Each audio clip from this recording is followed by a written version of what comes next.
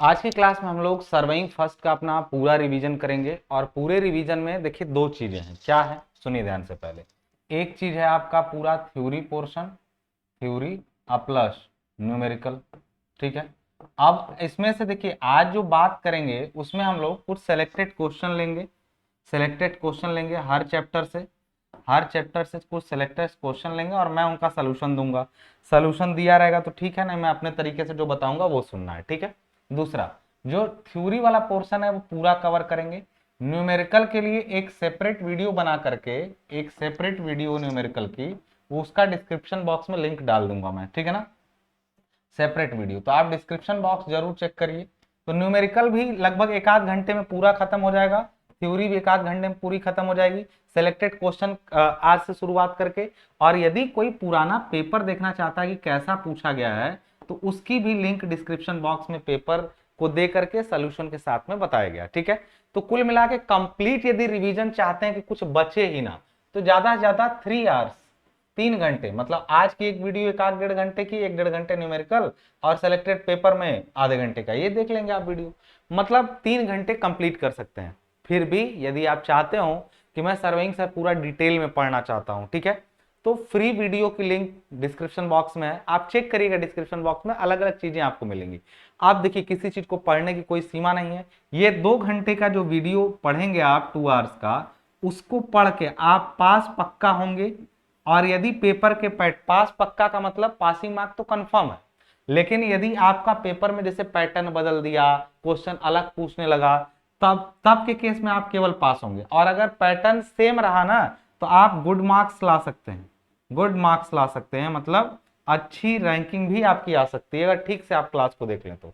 मतलब class pass तो कराएगा कराएगा, पैटर्न में बदलाव हुआ तब भी फेल कोई नहीं होगा यदि ये क्लास शुरू से अंत तक अटेंड कर लिए, प्लस ये न्यूमेरिकल वाली अटेंड कर लिए। पूरी आज की क्लास ये न्यूमेरिकल इतना अटेंड कर देने भर से 2.5 घंटे में फेल नहीं होने वाले हैं आप, ये जान गए आप पूरी बात। चलिए स्टार्ट करते हैं अब मुद्दे वाली बात। मुद्दे वाली बात क्या है इसको आप देखते हैं हम लोग, क्या है मुद्दे वाली बात। तो सबसे पहले आ जाता है आपका कि कौन कौन से चैप्टर आपके इसमें हम लोग कवर करने वाले हैं। ठीक है ना, इसमें है सर्वेक्षण एक परिचय, जरीब सर्वेक्षण जो है, पहले तो इंट्रोडक्शन ऑफ सर्वे, फिर chain surveying, compass surveying, levelling, और ये हिंदी काटिए, ये है actually plane table surveying, plane table surveying. ठीक है ना, प्लेन टेबल सर्वेइंग। तो ये चीजें हम लोग काटेंगे जिसको पटल सर्वेक्षण हिंदी में बोलते हैं, पटल सर्वेक्षण। ठीक है, ये चीजें हम लोग कवर करने वाले हैं। क्लियर है सभी को। अब चलिए सबसे पहले चैप्टर से पहला क्वेश्चन क्या पूछता है उसके बारे में देखते हैं। सबसे पहले चैप्टर से पहला क्वेश्चन क्या पूछता है, सर्वेक्षण के मूल सिद्धांतों पर प्रकाश डालिए। मैं ये सब समझाने से पहले बहुत बेसिक बात आपको बता दूं थ्योरी में कि सर्वे क्या होता है। सर्वे का अर्थ होता है किसी काम को शुरू करने से पहले उस जगह का एक प्लान बना लेना, जिसको हम लोग बोलते हैं क्या, उस प्लान को हम लोग बोलते हैं साइट प्लान। एक साइट प्लान तैयार करना, site plan plus constructional plan, या लैंड प्लान उसको कह सकते हैं, लैंड प्लान। तो ये इस टाइप का एक प्लान आपको तैयार करना होता है सर्वे में। प्लान क्या होता है, आप किसी जगह की, असल में प्लान क्या होता है, किसी जगह की एक फोटो होती है, एक टॉप व्यू होता है। प्लान क्या होता है, किसी जगह की एक फोटो या टॉप व्यू होती है। तो सर्वेइंग में आप लोग पहला काम ध्यान रखिएगा कि जब भी सर्वेइंग आप करेंगे तो असल में आप किसी जगह की एक फोटो बना रहे होते हैं। पूरे सर्वे में आपको एक ही काम करना है, किसी जगह की क्या बनानी है, एक फोटो बनानी है। किसी जगह की क्या बनानी है, एक फोटो बनानी है। चाहे वो आप चेन सर्वेइंग से बना लें, चाहे कंपास से, चाहे थियोडोलाइट से, चाहे प्लेन टेबल से, किसी भी जगह का ये करना है। अब फोटो बनाने के लिए भी केवल टॉप व्यू ही नहीं, फोटो कई बार उसका फ्रंट व्यू का भी बनाना पड़ता है। कैसे, कटाव भराव वगैरह की गणना करेंगे या फिर पहाड़ी पर सड़कों की बात करेंगे तो हम लोग किसी न किसी तरह का एक फोटो बनाएंगे, और वो फोटो हम लोग खींच नहीं सकते हैं, इसलिए उनको नक्शे में डिटेलिंग के साथ प्लॉट करना पड़ता है। भारत में क्या चीज कहाँ है इसको यदि समझना है तो भारत का एक नक्शा आप देख लेंगे टॉप व्यू से। क्या है, भारत के नक्शे में आप जब देखते हैं कागज पे तो ये पता चलता है कि दिल्ली ऊंचा है, कि गोरखपुर ऊंचा है, कि लखनऊ ऊंचा है, कि बनारस ऊंचा है, ये सब दिखता है आपको? ये सब नहीं दिखता है। क्यों? क्योंकि उसमें ऊंचाइयां नहीं दिखती हैं। लेकिन सर्वेइंग में हम लोग ऊंचाइयों को दर्शाना भी सीखेंगे। ठीक है, ये पूरे सर्वे का काम हुआ। सर्वेइंग का कोई भी मैप बनाते समय, चाहे आप सर्वेइंग का मैप टॉप व्यू बना रहे हो चाहे उसका साइड व्यू बना रहे हो, हर काम करते समय दो मुख्य सिद्धांतों का ध्यान रखना पड़ता है। सिद्धांत वो होते हैं जिनको उस पूरे सब्जेक्ट के दौरान मानना पड़ता है, यानी सर्वेइंग के जो सिद्धांत हैं, मूलभूत सिद्धांत हैं, उन पर प्रकाश डालने के लिए बोला तो दो मुख्य सिद्धांत हैं। पहला सिद्धांत होता है काम कोई भी करिए उसको हमेशा पूर्ण से अंश की ओर बढ़ाइए, पूर्ण से अंश की और काम करना, यानी working from whole to part. अगर इंग्लिश में कहें इसको तो working from whole to part, यानी काम को हमेशा किधर से किधर, पूर्ण से अंश की ओर बढ़ाना। दूसरा हो गया काम का मतलब locating a new point with the help of minimum two reference point, locating a new point, अभी हिंदी बोल देता हूं, point with the help of two different points। यानी एक साफ बात मैं आपको कहूं कि सर्वे काम करते समय पहला चीज हमेशा काम को घेरा, पहले जैसे जिस क्षेत्र में सर्वे करके फोटो बनानी है या मैप बनाना, उसके बाहर का पहले बाउंड्री से काम हमेशा अंदर की तरफ बढ़ाएंगे। ये नहीं कि अंदर से पहले काम, जैसे ड्राइंग बनाते हैं ना, ड्राइंग में पहले ऐसे बनाते चले जाएंगे कमरा, फिर उसके बाद बाउंड्री बनाएंगे। पहले काम की बाउंड्री तय की जाती है उसके अंदर। क्यों? इससे त्रुटियां हमेशा क्या होती हैं, कम होती जाती हैं, त्रुटियों के बढ़ने की संभावना घट जाती है। दूसरा मुख्य हुआ किसी भी नए बिंदु की स्थिति बताने के लिए, मान लीजिए हमें बताना है कि कोई नया पॉइंट कहाँ है नक्शे पर, तो नए पॉइंट की स्थिति कम से कम दो नोन पॉइंट की मदद से बताना। जैसे यदि आपको किसी भी ऐसे एग्जैक्ट लोकेशन आएगी भी नहीं, यदि आप नहीं बताएंगे ना, मैं यदि यहीं से कह दूं कि आप जहां खड़े हैं वहां से किसी बिंदु की दूरी 10 मीटर है, तो क्या आपने 10 मीटर आप चारों तरफ घूम जाएंगे तो बिंदु तो कहीं भी 10 मीटर थोड़ी है, किसी एक ही डायरेक्शन में। तो आपको दो बात बताना पड़ा। एक बात कि एक पॉइंट से हमने क्या बताया कि यहां पर 10 डिग्री पर 10 मीटर या 20 डिग्री पर 10 मीटर, दो बातें बताएंगे तभी किसी की लोकेशन फिक्स हो पाएगी। किसी भी पॉइंट की लोकेशन हमेशा दो बिंदुओं से ही फिक्स हो पाती है, एक प्लेन पर, और स्पेस में रहेगा तो कम से कम 3 बिंदुओं से। ठीक है, तो सर्वेक्षण के मूल सिद्धांत हैं कौन सा? पूर्ण से अंश की ओर सर्वेक्षण कार्य बढ़ाना, नए बिंदुओं की स्थिति का कम से कम दो संदर्भ बिंदुओं से निर्धारित करना। संदर्भ बिंदु वो बिंदु होते हैं जिनसे किसी चीज के बारे में बताया जाता है। मतलब हम अगर किसी चीज के बारे में बताएं तो उसको दो जगह से लोकेट करेंगे या दो पॉइंट से लोकेट करेंगे। इसने बोला है प्रथम सिद्धांत क्या है, प्रथम सिद्धांत के अनुसार सर्वेक्षण कार्य, ये जो मैं बोला हूं ना वही लिखा हुआ है। ठीक है, तो आप इस पीडीएफ को चाहें तो रीड कर सकते हैं। दूसरे सिद्धांत के अनुसार नए बिंदुओं तथा रेखाओं की स्थिति कम से कम दो संदर्भ बिंदुओं से कम ज्यादा से ज्यादा और ले सकते हैं। अगला क्वेश्चन हम लोगों का क्या कर रहा है, सर्वेक्षण का वर्गीकरण। ठीक है ना, सर्वेक्षण कितने तरीके से किया जा सकता है, सर्वेक्षण के प्रारंभिक वर्गीकरण क्या है, संक्षेप में व्याख्या करें। सर्वेक्षण को देखिए कई आधारों पर बांटा सकता है। मैं अगर आपको बांटना की बात करूं तो एक चीज जान लीजिए, अगर आदमी ही पूछूं आपसे कितने प्रकार के होते हैं तो एक चीज जान लीजिए, आदमी कम से कम कई आधारों पर बांटे सकते हैं। लंबाई के आधार पर कुछ लोग छोटे कद के, कुछ बड़े कद के, दो आदमी दो प्रकार के हुए। अगर इसी तरीके से आदमियों को बोले कुछ बुद्धिमान बेवकूफ हुए, कुछ गोरे काले हुए, रंग के आधार पर लंबाई, इसी तरीके से सर्वे भी होता है, कई आधारों पर बांटा जा सकता है। उसमें से मुख्य रूप से सर्वे का जो वर्गीकरण है, पहला उसको बांटा गया किसके बारे में, पहला बांटा गया भूपृष्ठ के वक्रता के आधार पर, बेस्ड ऑन कर्वेचर ऑफ अर्थ।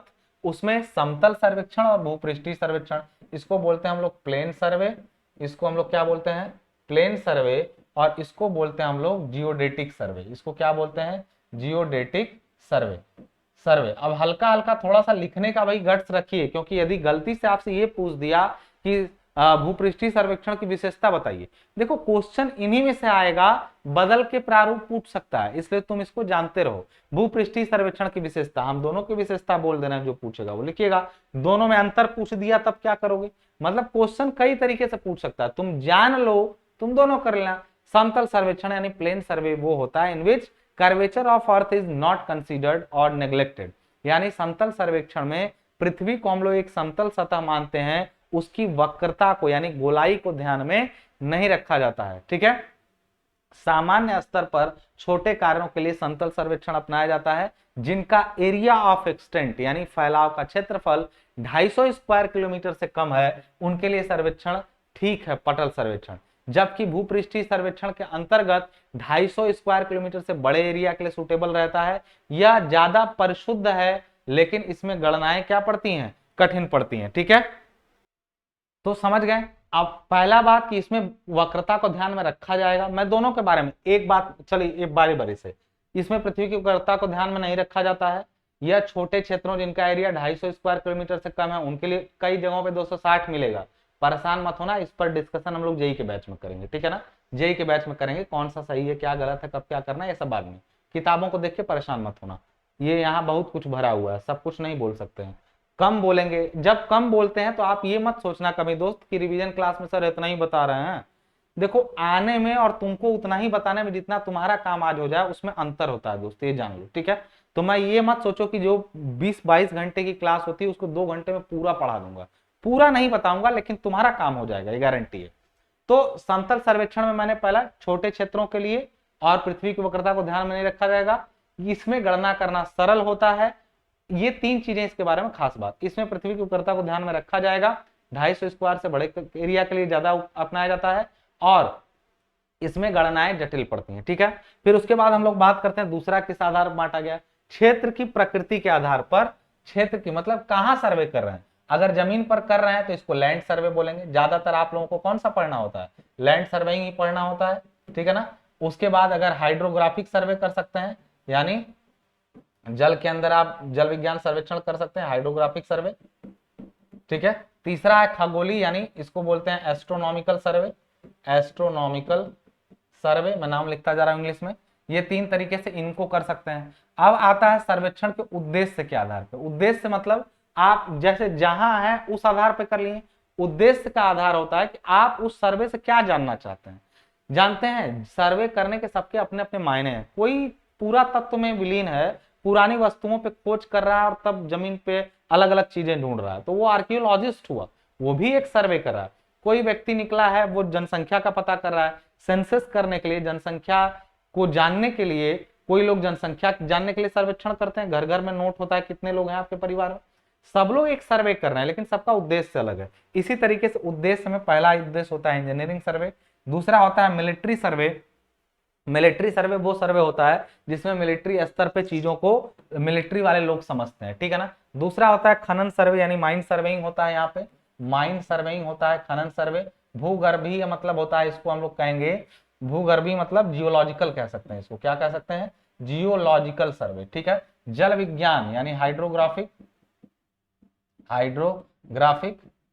और यहाँ पर पुरातत्व यानी आर्कियोलॉजिस्ट, आर्कियोलॉजिस्ट, यानी ये उद्देश्य है। आर्कियोलॉजिस्ट मतलब वही पुरातत्व वाले जो पुरानी चीजों पे रिसर्च करें। और अगला टाइप सर्वे में अगर और बांटे, प्रयुक्त उपकरणों के आधार पे, मतलब सर्वे में आपने कौन सा उपकरण प्रयोग किया उसके आधार पे सर्वे कितने प्रकार के होते हैं। तो जरीब सर्वेक्षण, यदि जरीब का मदद लेके यानी चेन की मदद से सर्वेक्षण करेंगे तो उसको chain survey, compass survey, plane table survey, theodolite. अब देखिए यहां तक आप आज पढ़ लेंगे, लेकिन ये सारी चीजें जो होती हैं, ये लेवलिंग भी आप इसी में पढ़ लेंगे, लेकिन इसके अलावा 3-4 चीजें जो हैं वो आपका सर्वे सेकंड में मिलता है, आपको सर्वे सेकंड में मिलेगा। आज केवल फर्स्ट वाले की बात करेंगे। तो ये हुआ सर्वेक्षण का वर्गीकरण, सबके नाम और सबके बारे में एक एक लाइन लिखने की ताकत रखिए अपने अंदर, ठीक है ना। सब एक साथ आया तो पूरा नहीं लिखना है। अब अगला चैप्टर शुरू होता है जिसका नाम है जरीब सर्वेक्षण, ठीक है ना। अब इसमें शुरुआत करेंगे तो विभिन्न प्रकार के जरीबों का वर्णन करिए, यानी what are the different types of chain. तो सबसे पहले मैं बता दूं चेन के बारे में, मुख्य रूप से चेन यानी चेन जो यूज करते हैं वो 4 तरह की मुख्य तरह से होती है, एक्चुअली 5 4 मुख्य है। एक तो चेन के नाम पे कलंक है, बताते हैं कैसे। चेन देखिए वो चीज होती है जो जंजीर जैसी होती है, इसमें हैंडल लगा रहता है, आप भी जानते हैं, यहाँ पे बिवेल ज्वाइंट होता है। उसके बाद जो है चेन यहाँ से ऐसे चलती है और इसमें कड़ियाँ ऐसे लगी रहती हैं, कड़ियाँ ऐसे लगी रहती हैं, ऐसे कड़ियाँ लगी रहती हैं, ठीक है, इस टाइप से लगी रहती है चेन, ठीक है। अब इसमें एक चीज जान लीजिएगा, इस विभिन्न प्रकार की जरीबें जो है ना, उसमें मुख्य रूप से पहली जरीब होती है जिसको हम लोग बोलते हैं engineers chain. Engineers chain British द्वारा बनाई गई थी। इंजीनियर चेन, और इसकी लंबाई 100 फीट होती है, जिस वजह से इसको 100 फुटी चेन भी कहते हैं, यानी 100 फीट चेन भी कहते हैं। इसमें लगभग ये 100 फीट की चेन होती है। इसमें जो कड़ियां होती है ना, एक कड़ी यहां से यहां तक की लंबाई को एक लिंक कहते हैं चेन के। इसमें जो कड़ियां होती हैं वो 100 कड़ियां भी होती हैं, 100 लिंक्स भी होती हैं, और एक लिंक जो होती है ना वो कितनी होती है, 1 फीट की होती है। ठीक है ना, एक लिंक 1 फीट की होती है। क्लियर है, ये इंजीनियर चेन के प्रकार का वर्णन किया हमने। इतना ही लिखना है, थोड़ा थोड़ा, बहुत ज्यादा वर्णन करोगे। चेन ये मृदु इस्पात की बनी होती है, इसके तारों की मोटाई 4 मिलीमीटर होती है। तो ये कॉमन है चारों चेन में, चारों चेन की कुछ कॉमन बातें होती हैं। तो सबसे पहले चेन के बारे में डिस्क्रिप्शन देना। चेन 4 मिलीमीटर मोटाई के जस्ते के मृदु इस्पात से बनाई गई जंजीर होती है, जिसका उपयोग जंगल झाड़ियों में घसीट कर दूरी मापने में प्रयोग करते हैं। चेन मजबूत होती है, इसलिए इसका प्रयोग फीते की जगह पर किया जाता है। अब चेन में अलग अलग तरीके की बनाई जाती है, जिनमें कड़ियों की संख्या और उनकी लंबाई अलग अलग हो सकती है। देखो हम कम से कम 5-6 लाइन बोले हैं, तुमको भले झटके में सुनाई दिया, हम 5-6 लाइन बोले। उसके बाद चेन के विभिन्न प्रकार निम्नलिखित है। कहोगे सर आपको लिखना नहीं आता, लिखना भी आता है, देखो बोल रहा हूँ, यही छापना है जो बोला हूँ। तो तुम लिखने का गट्स रखो। अब इंजीनियर चेन हुआ, उसके बाद तुम्हारा कौन सा हुआ, रेवेन्यू चेन, सॉरी पहले गंटर चेन जान लो। Gunter chain, Gunter chain, Gunter chain में बस यही बात जान लो कि ये 66 फीट की होती है। कड़ियां 100 होती हैं, कड़ियां 100, चेन लंबाई 66 फीट और एक लिंक। अब 66 फीट की 100 तो कड़ी बनाओगे तो 0.66 फीट की एक कड़ी। इसी तरीके से अगली चेन जो होती है राजस्व जरीब, इसका हिंदी नाम भी गंटर है, राजस्व जरीब या जिसको रिवेन्यू चेन बोलते हैं, रिवेन्यू चेन। और रिवेन्यू चेन जो होता है वो होता है केवल 33 फीट का। जमीनों का बंटवारा करने के लिए इसमें 17 कड़ियां होती हैं, 17 लिंक। और इसका अब देखो इसके रीजन भी है, इस 66 फीट बनाने के पीछे रीजन भी है, बट आज नहीं। 33 फीट 17 लिंक होता है, 2 सही 1/16 फीट की, क्या सॉरी 16 कड़ियां होती हैं इसमें, 17 नहीं 16 कड़ियां, 16 कड़ियां होती हैं, 2 सही 1/16 फीट की क्या होती है, एक कड़ी होती है। ठीक है। और चौथी चेन होती है आपकी मीट्रिक चेन, जो तुमको कॉलेज में मिली होगी। जो मीट्रिक चेन होती है, मीट्रिक चेन, उसकी जो लंबाई होती है ना, लेंथ, लेंथ जो होती है 20 मीटर या फिर 30 मीटर दोनों में बनाई जाती है। एक कड़ी, एक लिंक जो होती है वो 0.2 मीटर कहें या 20 सेंटीमीटर कहें की होती है। और उसके साथ साथ ये इसका एक जो पूरा जो वो होता है, मतलब एक कड़ी जो होती है इतने की होती है। चेन की लंबाई 20 या 30 मीटर में होती है। और अगर कड़ियों की संख्या की बात करें कि लिंक कितने होते हैं, तो 20 वाले में जो लिंक होगा वो 100 होगा, 30 वाले में जो लिंक होता है 150 कड़ियां होती है। बात समझ में आ रही। तो ये क्वेश्चन जो था विभिन्न प्रकार के चेन, और पांचवा चेन होता है ना, पांचवा चेन को बोलते हैं हम लोग स्टील बैंड, यानी पत्ती जरीब। ये लिंकलेस होती है, ये लिंकलेस होती है, लिंकलेस होती है। इतना बता, इसमें कड़ी रहित होती है, बस 20-20 सेंटीमीटर पर ऐसे पट्टी रहती है, ऐसे 20-20 सेंटीमीटर पर ऐसे रिंग बनी रहती है। तो बस इतना बताना, बताने को बहुत कुछ है दोस्त, इसमें बहुत कुछ लिख सकते हो कि एक एक चेन का डिस्क्रिप्शन, बट उतनी जरूरत नहीं है। सिंपली बस तुमको इस चेन में वर्णन करना है। ठीक है, अगला क्वेश्चन देखते हैं। अगला क्वेश्चन देख लिया जाए, क्या कह रहा है। तो कह रहा है कि गुनिया यंत्र एवं प्रकाशीय गुनिया की विस्तार से चर्चा कीजिए। गुनिया यंत्र क्या होता है। गुनिया होता है वो जो लंबाई, मतलब कोई भी लंब कोण बनाने के काम आता है। लंब कोण का मतलब कोई चेन लाइन हो, ठीक है ना। देखिए नक्शे बनाते समय ना बहुत कुछ करना पड़ता है। चेन सर्वेइंग वो सर्वेइंग होती है असल में जिसमें कोई भी कोणीय माप अलाउ नहीं होते हैं, यानी एंगुलर मेजरमेंट नहीं लेने पड़ते हैं। मैं एक चीज बता दूं आपको, जैसे चेन की मदद से भी आप नक्शा ही बनाएंगे। कैसे नक्शा बनाएंगे, तो मैं मोटा मोटा आपको हल्का सा बता दूं एक चीज के बारे में। जैसे मान लीजिए आप, अच्छा नक्शा का मतलब केवल उसकी बाउंड्री बनाना नहीं होता है, उसके अंदर जो जरूरत की चीजें होती हैं उनको प्रदर्शित करना भी होता है। ठीक है, एक चीज मैं बता दूं, जैसे मान लीजिए चेन से गए आप कोई जगह, फील्ड वगैरह है, उसमें खड़े होकर के उसके चारों तरफ स्टेशन पॉइंट्स बनाएंगे, और स्टेशन पॉइंट्स बनाने के बाद उनके बीच की दूरियां नाप नाप के उनको कागज पर खींचते चले जाएंगे, नक्शा बन जाएगा। हालांकि ये जितना सुनने में आसान है उतना होता नहीं है। तो उस दौरान कई बार कुछ लंबाई में कुछ ना लंब कोण बनाने पड़ते हैं, यानी परपेंडिकुलर्स डालने पड़ते हैं। ठीक है ना। गुनिया का मतलब होता है क्रॉस स्टाफ। अब मैं एक चीज बता दूं क्रॉस स्टाफ के बारे में, मैं आंसर की बात करता हूं। जो क्रॉस स्टाफ होता है, जहां से आंसर इसका लेना था वहां सही नहीं था, तो क्रॉस स्टाफ जो होता है ना वो मुख्य रूप से दो तरह का होता है। एक होता है open cross staff, open cross staff यानी खुला गुनिया। दूसरा होता है ऑप्टिकल स्क्वायर, ऑप्टिकल स्क्वायर, ठीक है ना, ऑप्टिकल स्क्वायर, ठीक है। तो एक चीज जान लीजिएगा, क्रॉस स्टाफ का मतलब होता है ओपन क्रॉस स्टाफ के साथ, अच्छा ओपन क्या कहें इसको हम लोग बोल देंगे लंबाई में, क्रॉस स्टाफ केवल पूछा है एवं प्रकाशी गुनिया पूछा है, तो हम लोग क्रॉस स्टाफ या ऐसे इसको समझे आप, ऐसे मत करिए बल्कि इसको ऐसे समझिए आप कि जो आपका सेटिंग आउट राइट एंगल, मतलब राइट एंगल के लिए दो भागों में बांट लीजिए, ऐसे ये बोला है ना, तो राइट एंगल डालने वाले यानी लंब कोण डालने वाले दो चीजें होती हैं, एक होता है क्रॉस स्टाफ, हाँ ये दोनों को पूछा है, क्रॉस स्टाफ और प्रकाशी गुनिया, यानी एक हो गया क्रॉस स्टाफ और इसमें दूसरा हो जाता है प्रकाशी गुनिया जो आता है ऑप्टिकल स्क्वायर के रूप में, ठीक है ना। ऑप्टिकल स्क्वायर मतलब इसको बोलते हैं प्रकाशीय गुनिया, ठीक है ना। क्रॉस स्टाफ में तीन तरह के क्रॉस स्टाफ होते हैं, एक होता है ओपन, एक होता है फ्रेंच क्रॉस स्टाफ और एक होता है आपका adjustable cross staff, adjustable cross staff. हालांकि इनके बारे में पूरी जानकारी हम लोग हल्का हल्का तो पढ़े होंगे। मैं एक चीज और बता दूं, जो लोग के पास 10 घंटे का क्लास करने का टाइम हो, केवल 10 घंटे, उनके लिए डिटेल वीडियो ना डिस्क्रिप्शन बॉक्स में है, वहां से सीक्वेंस से सारी चीजें चली। इसमें रिवीजन के तौर पे ओपन जो होता है वो इस टाइप से दोनों तरफ से ओपन होता है और इसमें हैंडल लगा रहता है इस टाइप से। जो फ्रेंच होता है वो उसमें 8 फलकें होती हैं, एक एक क्लोज टाइप का स्ट्रक्चर बनाते हुए इसमें 8 फलकें होती हैं, जिससे 90 और 45, इसमें तो केवल 90-90 के कोण बनाए जा सकते हैं, इसमें अब 90 और 45 दोनों, और एडजस्टेबल में कोई भी कोण बनाए जा सकते हैं। तो ये सब ओपन है, हालांकि थ्योरेटिकल पोर्शन में इनका बहुत जिक्र नहीं, लेकिन प्रकाशी गुनिया को पूछता है। ऑप्टिकल स्क्वायर में एक होता है सिलेंड्रिकल, एक होता है सिलेंड्रिकल ऑप्टिकल स्क्वायर।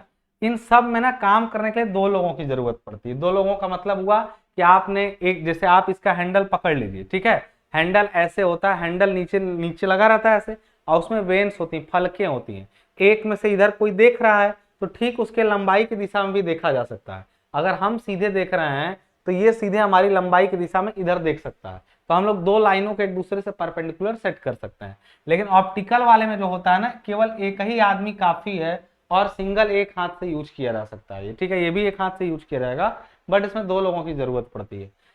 या फिर ट्राइपॉड पे कसिए, वो दूसरा सीन हो गया, ट्राइपॉड पे कसने का व्यवस्था नहीं। सिलेंड्रिकल ऑप्टिकल स्क्वायर जो होता है, ऑप्टिकल स्क्वायर, और दूसरा होता है आपका प्रिज्मेटिक। अब यहां पर जान लीजिए, हमें बात करनी है ऑप्टिकल स्क्वायर की, यानी जो आपका गुनिया है क्रॉस स्टाफ की, और ऑप्टिक। तो गुनिया एक ऐसा यंत्र है जो लंब कोण बनाने के काम आता है। यह तीन तरह का होता है, फ्रेंच, एडजस्टेबल और ओपन टाइप का। जबकि प्रकाशी गुनिया जो होता है वो तीन तरह का होता है, एक इंडियन ऑप्टिकल स्क्वायर भी होता है। अब हम लोग एक एक के बारे में बात करेंगे। तो सबसे पहले गुनिया यंत्र में तीनों के नाम लिखना है, यह भी बताना है कि ओपन क्रॉस स्टाफ केवल 90 डिग्री और फ्रेंच क्रॉस स्टाफ 45 डिग्री और 90 डिग्री दोनों माप सकता है, और ये एडजस्टेबल वाला एनी एंगल माप सकता है, ठीक है ना। हालांकि क्रॉस स्टाफ उसी के लिए यूज करना चाहिए जो 90 डिग्री मापे। ऑप्टिकल स्क्वायर केवल 90 डिग्री माप सकता है, लेकिन ये आसान है प्रयोग करने में, इजी टू यूज है, इसका प्रयोग आसान है। इसकी प्रयोग विधि कई बार थ्योरी में पूछ सकता है ऑप्टिकल स्क्वायर की। इसके लिए कुछ नहीं है, मान लीजिए एक चेन लाइन है इस टाइप से, एक चेन लाइन इस टाइप से है, तो ऑप्टिकल कैसा होता है मैं आपको बता दूं। यहाँ पे हैंडल इसमें ऐसे लगा रहेगा, हैंडल ऐसे लगा रहता है, साथ में इसके इस टाइप से ना एक ऐसे बॉक्स रहता है ऊपर, बॉक्स छोटा सा बॉक्स, ऐसे जैसे पेन है ना, ऐसे पकड़े रहेंगे, ऊपर एक बॉक्स लगा रहेगा छोटा सा। और बॉक्स में होता क्या है, अंदर आपको जो दिखाई देने वाली चीज है वो क्या है, यहाँ पे एक ऐसे हल्की सी खिड़की टाइप का दिखाई देगा, एक खिड़की इधर ऐसे गोल रहता है, ये प्लान में कैसा है, गोल है, ऊपर से देखेंगे तो गोल दिखाई देगा। तो एक खिड़की यहाँ सामने लगी रहती है इसकी, एक खिड़की यहाँ लगी रहती है और एक खिड़की यहाँ लगी रहती है, बात समझ में आ रही ना। तो मैं ऐसे पकड़ के इसको, अगर मान लीजिए ये आपका स्टेशन ए है, ये स्टेशन यहाँ पर क्या है, बी है, तो अगर इनसे एक परपेंडिकुलर लाइन निकालनी है तो बस कुछ करना नहीं है, जहां से निकालनी है वहां पे खड़े हो जाएंगे ऐसे हैंडल पकड़ के, और इसके अंदर व्यवस्था होती है कुछ इस टाइप से, इसके अंदर व्यवस्था होती है कि इसमें दो कांच लगे होते हैं। कांच मतलब ऐसे इस टाइप से कांच लगे हुए हैं, और ये कांच दोनों एक दूसरे को 45 डिग्री पे क्रॉस करते हैं। कितने डिग्री पर? 45 डिग्री पर। ये एक फिक्स्ड मिरर होता है, फिक्स्ड मिरर, और ये होता है फुल्ली सिल्वर्ड। इसमें क्या हिसाब होता है मैं आपको बता दूं। और ये एक आपका एडजस्टेबल मिरर होता है, एडजस्टेबल मिरर, जो कैसा होता है, ये पार्सली सिल्वर्ड होता है। पार्सली मैं भी समझाता हूँ सब क्या होता है, अभी आपको समझ में आ जाएगा थोड़ी देर में सब। ये खिड़कियां हैं जो वहां पे थी ना, ये खिड़कियां हैं सब, यहाँ भी एक खिड़की है। आप अगर इस जगह से देखेंगे ना तो ये कांच जो है ना, इसमें चेहरा दिखाई देगा। ये ऐसे सामने ये फ्रंट है जिसमें देखा जाता है, तो ये उठा के ऐसे रख दिया गया है। दूसरा ऐसे उठा करके ऐसे देखिए सामने से इसको ऐसे रखा गया है। जैसे मेरा हाथ देख रहे हैं, आधा नीचे से क्या है, ब्लैक दिख रहा हो ग्लव्स की वजह से, ऊपर पैर दिख रहा है हाथ मेरा ना, ये पंजा जो है। इसी तरह ये कांच भी होता है, इसमें नीचे आर पार दिखाई देता है और ऊपर जो है ना वो चेहरा दिखाई देगा। एक जगह ट्रांसपेरेंट रहेगा, आधे हिस्से में ट्रांसपेरेंट रहेगा और आधे हिस्से में फोटो दिखाई देगी। मतलब देख रहे हैं तो एक में आधे में हमारा दिखाई दे रहा है, रिफ्लेक्टर है, और आधा खाली है, आर पार दिखाई दे रहा है। तो ये ऐसा कांच होता है, एडजस्टेबल मिरर है, एडजस्टेबल नहीं बल्कि इसको कह सकते हैं पार्सली सिल्वर्ड है ये। मतलब इसमें आधा सिल्वर्ड है, सिल्वर्ड मतलब होता है कोटेड है, और आधा क्या है, आर पार है, पार्सली सिल्वर्ड या पार्सली ट्रांसपेरेंट ऐसे कह सकते हैं। अब जानते हैं आप जब इस पर यहां से आप खड़े होते हैं इसको देखने के लिए, यहां से आप इसको देखने के लिए खड़े होते हैं, तो जब आप इसको देखते हैं ना तो आधे जो आर पार वाला हिस्सा है उसमें से भी दिखता है आपको, ये कांच सामने ऐसे दिखेगा। जब आप इसका हैंडल ऐसे पकड़ करके यहाँ खड़े होंगे ना तो आपको दो कांच हैं, एक कांच ऐसे है, देखिए यहाँ पे एक कांच ऐसे है, एक कांच एक दूसरे से 45 पे, तो हमको इसमें से ना आधे में से तो बी दिखाई देगा। मतलब हमको दिखाई देगा कि नीचे का जो पोर्शन है उसमें स्टेशन बी दिखाई देगा, और हमें यहां से एक लाइन परपेंडिकुलर निकालनी है ना इस पॉइंट पर जहां हम खड़े हैं। तो हम लोग कहेंगे किसी और से, किसी तीसरे व्यक्ति थे, भैया तुम थोड़ा रेंजिंग रॉड लेके इधर की तरफ चलते जाओ। वो जैसे ही यहाँ पहुंचेगा ना, उससे जैसे मान लीजिए हम ऐसे देख रहे हैं और हमारे इधर हमारे साइड में कोई आया रेंजिंग रॉड लेके ऐसे, तो उसकी फोटो तुरंत इस खिड़की से होते हुए ऐसे जाएगी और तुरंत इससे टकरा जाएगी, इससे टकरा के हमारी आंखों पे पहुंच जाएगी। मतलब दो बार, एक बार इससे, ये पूरा सिल्वर्ड है, इसमें पूरा जो है फोटो बन जाती है। तो इसमें फोटो बनी, वो फोटो इसमें बन जाई, तो हमको नीचे तो ये बी दिखाई दे रहा था, नीचे जो है स्टेशन बी दिखाई दे रहा था, लेकिन हमें ऊपर वाले में जो इसका सिल्वर्ड पोर्शन है उसमें जो होगा वो स्टेशन पी, मान लो ये स्टेशन पी है तो यहाँ स्टेशन पी दिखाई देगा। बात समझ आ रही है? कहने का ये अर्थ है इस समय जब हमको बी दिख रहा हो और पी ठीक उसके ऊपर आ जाए तो इसका मतलब पी जहां खड़ा है ना वो ठीक हमारे कहाँ खड़ा है, परपेंडिकुलर खड़ा हुआ है। बात समझ गए होंगे, इस बात को आप अच्छी तरीके से वीडियो को रोक के भी समझ सकते हैं।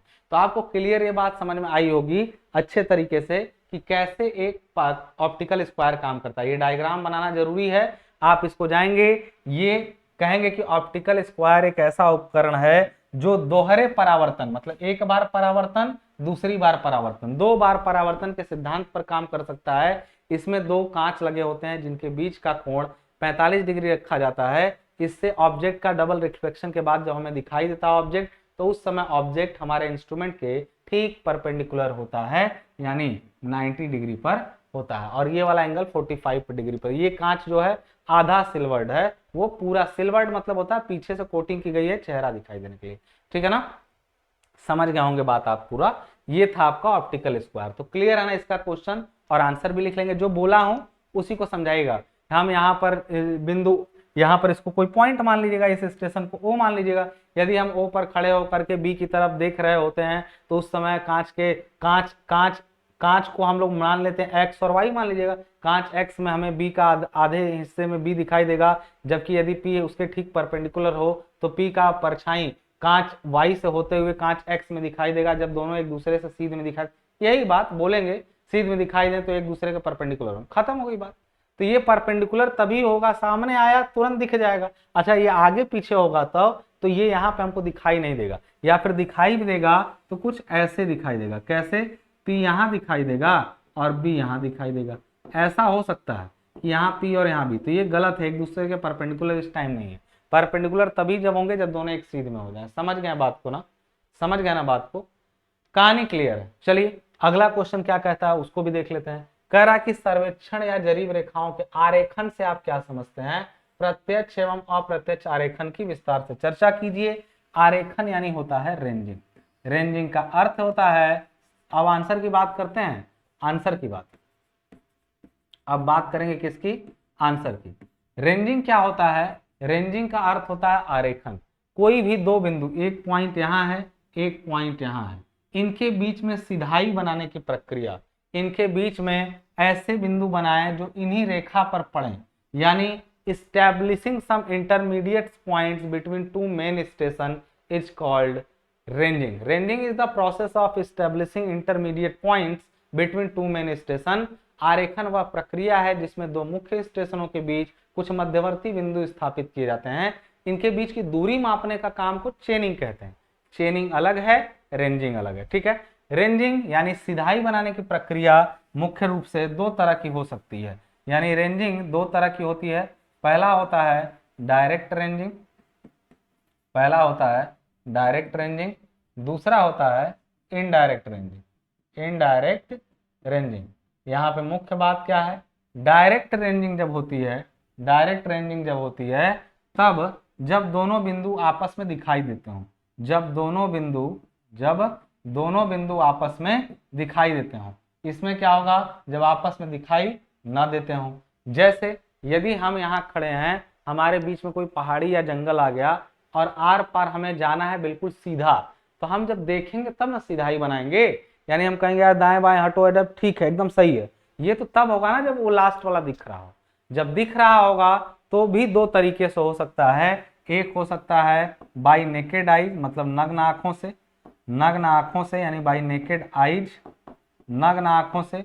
और एक होता है लाइन रेंजर, लाइन रेंजर यानी लाइन रेंजर की मदद से। लाइन रेंजर ऑप्टिकल स्क्वायर पीछे पड़े ना, उसी की तरह एक उपकरण है जिससे हम लोग आरेखन कर सकते हैं। अब इसके बारे में हमें ज्यादा नहीं जानना है, छोड़ दीजिए बस। लेकिन इनडायरेक्ट रेंजिंग की जब बात करते हैं तो इनडायरेक्ट रेंजिंग जब की जाती है तो इसको रेसिप्रोकल रेंजिंग भी कहते हैं, रेसिप्रोकल रेंजिंग भी कहते हैं, रेसिप्रोकल रेंजिंग भी कहते हैं इनडायरेक्ट रेंजिंग को।